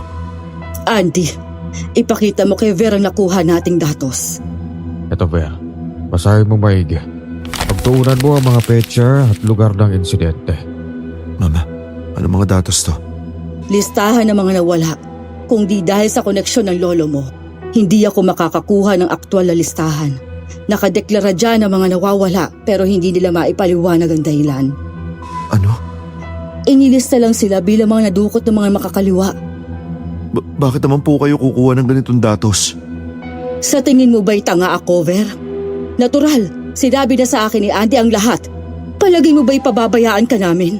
Ganyang sobrang pagkahumaling mo sa babaeng yon. Nakialam na kami, Ver. Alam kong naghahanap ka ng lunas para sa kanya. Na mawala ang pagkakagusto niya sa laban ng tao. Hindi ko alam ang kahustuhan ng kasunduan ninyo pero sa tingin ko hindi siya tumupad. Kahit si Sen ay may ilan na ring napatay, anak. Kailangan magdesisyon ka na. Habang pinagtatagal mo ito, madadagdagan ng mga biktima. Mama, mahal ko po siya. Ang pagmamahal dapat may hangganan. Dapat may hangganan. Dahil kung wala, ano pang silbi ng isipan? Humiling ako ng 1 linggong palugit kay Mama. Sabi ko, may ayos ko man lang ang damdamin ko. Makapaghanda. Mahirap kalaban ang puso, Madam Venus. Alam ko ang dapat kong gawin, pero hindi ko magawa.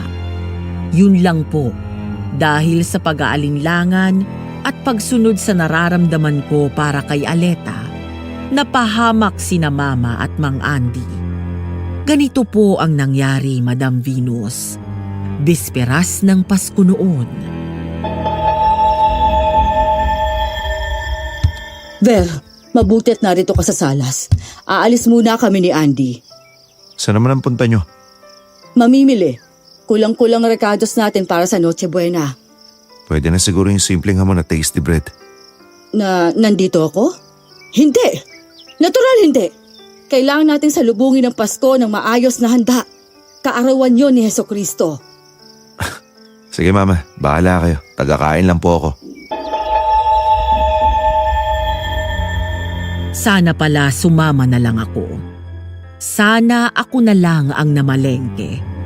Dahil pagsapit ng gabi, wala pa din sina Ermats at Mang Andy. Isang balita ang dumating sa akin. Nasa ospital sila. Takbong parang wala nang bukas ang ginawa ko. Halos masuka ako sa kaba. Dinatnan kong may malay si Mang Andy. Hindi pa nagkakamalay ang aking ina. Ayon kay Mang Andy, ganito ang nangyari.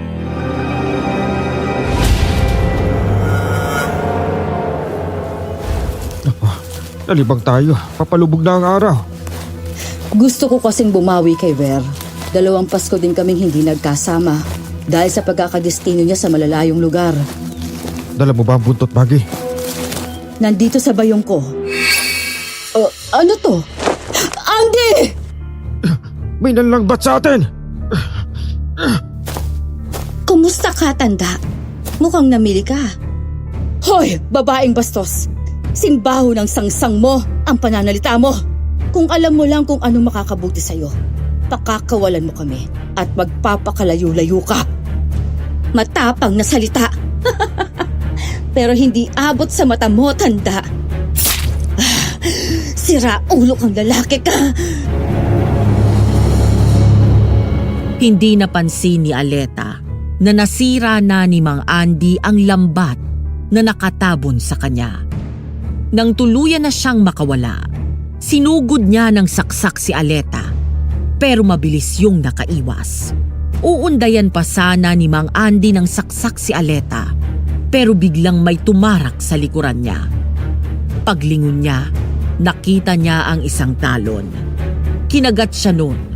Bumitaw lang yon sa pagkakakagat kay Mang Andy nang mapaluhod siya.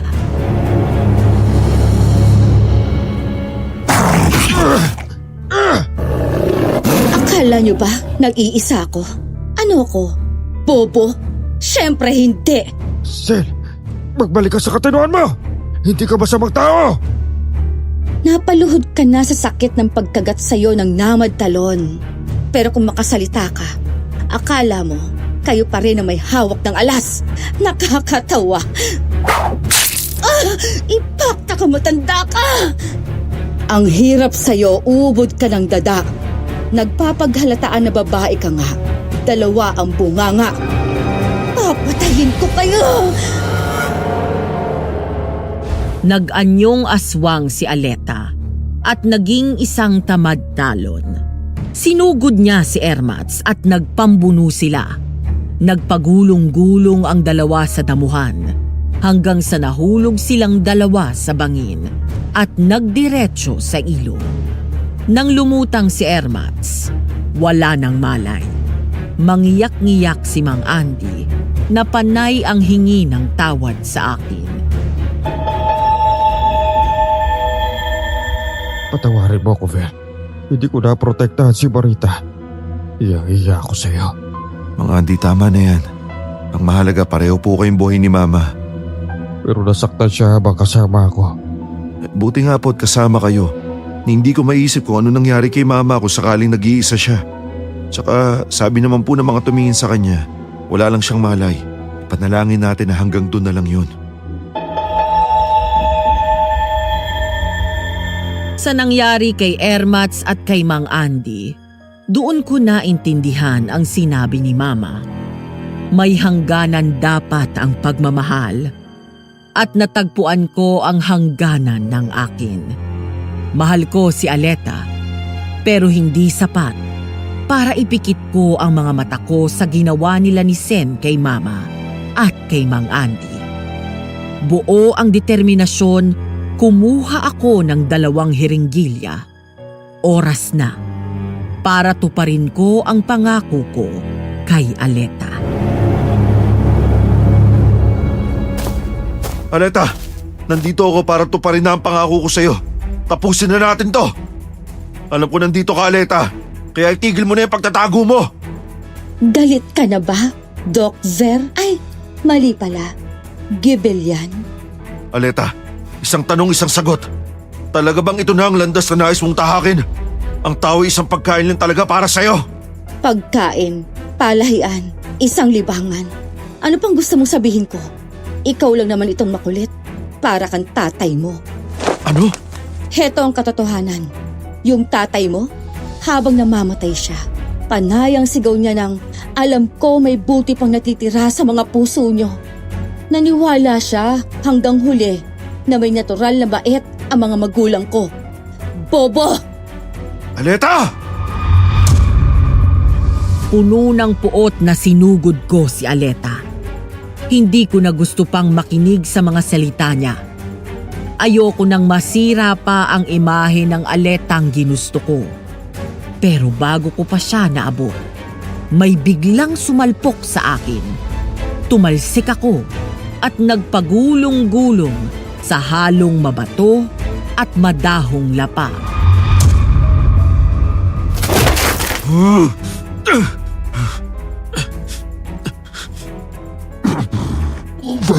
Huwag natin gawin to. Alam mo hindi ko papayagang papahamak si Aleta. Anong ginagawa mo sa akin? Ano ito? Minahal kita bilang kapatid, Sen. Sagdandik tayo. Alam kong hindi mo gugustuhin masaksiyan ang katapusan ni Aleta. Ver! Anong ginagawa mo? Sukostrin na sinamaan ng katas ng sambong at purong kalamansi. Ayan pa ang hiringgilya. Nakatarak sa tagiliran mo. Huwag ka mag-alala. Dahil alam ko mahilig ka sa bawang. Sinigurado kong marami rin katas ng bawang yan. Huling regalo ko sa'yo. Masabi mo namang hindi kita pinagdamutan. Sen! Sen! Sa pagtumba ni Sen, sinambut siya ni Aleta at inunan ang ulo niya sa kanlungan nito. Buong pagmamahal niyang hinagod ang buhok ni Sen at hinalikan nito sa noo. Pagkatapos nun, pinanood kong maging abo ang tanging kaibigan na mayroon ako. Ilang sandaling nanatiling nakatungo ang ulo ni Aleta at yumugyog ng ilang ulit ang balikat niya. Pagtunghay niya, sinalubong ako ng mga mata niyang punong-puno ng puot.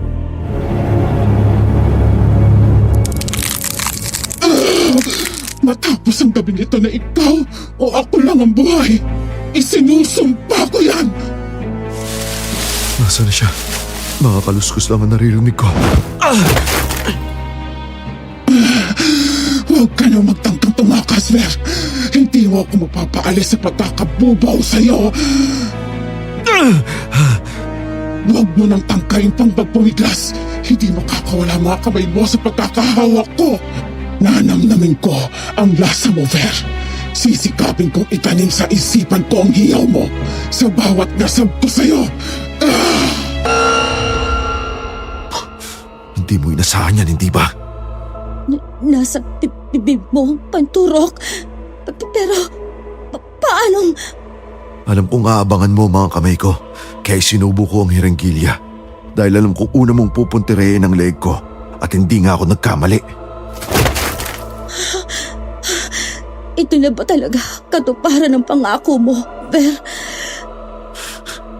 Pasensya ka na. Natagalan. Ver, pakisabi sa mama mo at kay Mang Andy. Salamat. Ano? Sa wakas, makukuha ko ng katahimikan kay tagal ko ng inasam. Masaya ako na ikaw ang nagbigay ng wakas sa akin. Aleta, Ver, anak, Well, kayo? Gising ka na, Mama. Kaya pala nagpapasalamat si Aleta. well, kinakailangan namin gawin yun. Dahil nakiusap si Aleta. Nakiusap siya sa inyong dalawa para mapuwersa akong kumilos at umayo naman kayo. anak, hindi na kaya ni Aleta ang pagiging aswang niya. Ayaw na nang isipan niyang kumain ng tao, pero hindi niya yun kayang labanan. Patuloy siyang nagdudusa, araw-araw. Pinatay ko ang kaibigan ko. Pinatay ko rin ang babaeng gusto ko. Isa akong doktor na nagkagusto sa pasyente kong aswang. At pinatay ko silang dalawa ng kaibigan ko. Pinatay ko sila.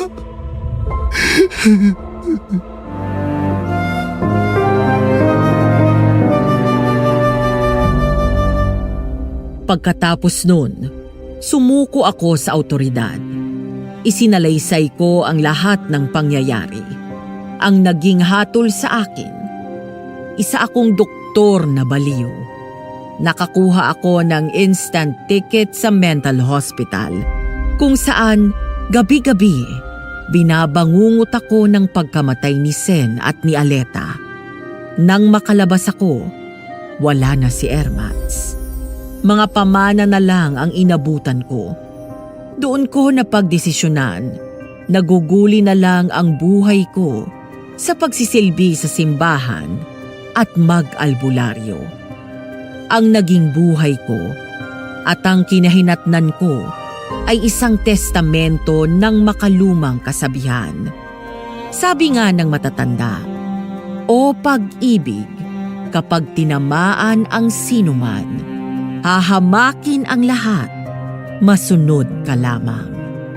Isang linya na kadalasang ginagawang katatawanan, pero parang sumpa sa sangkatauhan. Nawawala ang kahit anong uri ng lohika, pero hindi ko pinagsisisihan. Ginawa ko yun dahil sa pagmamahal. Ikinuwento ko ito para kapulutan ng aral. Sabi nga ng makabagong salita, kapag red flag, umagwat. Hindi tatalab sa taong hindi handang magbago ang salitang, I can fix her, bro. Oo, marunong ako ng makabagong salita ninyo. Inaral ko. Ayos ba? Naway nagustuhan ninyo ang aking kwento. Hanggang dito na lamang po, Madam Venus. Lubos ang paggalang, Ver.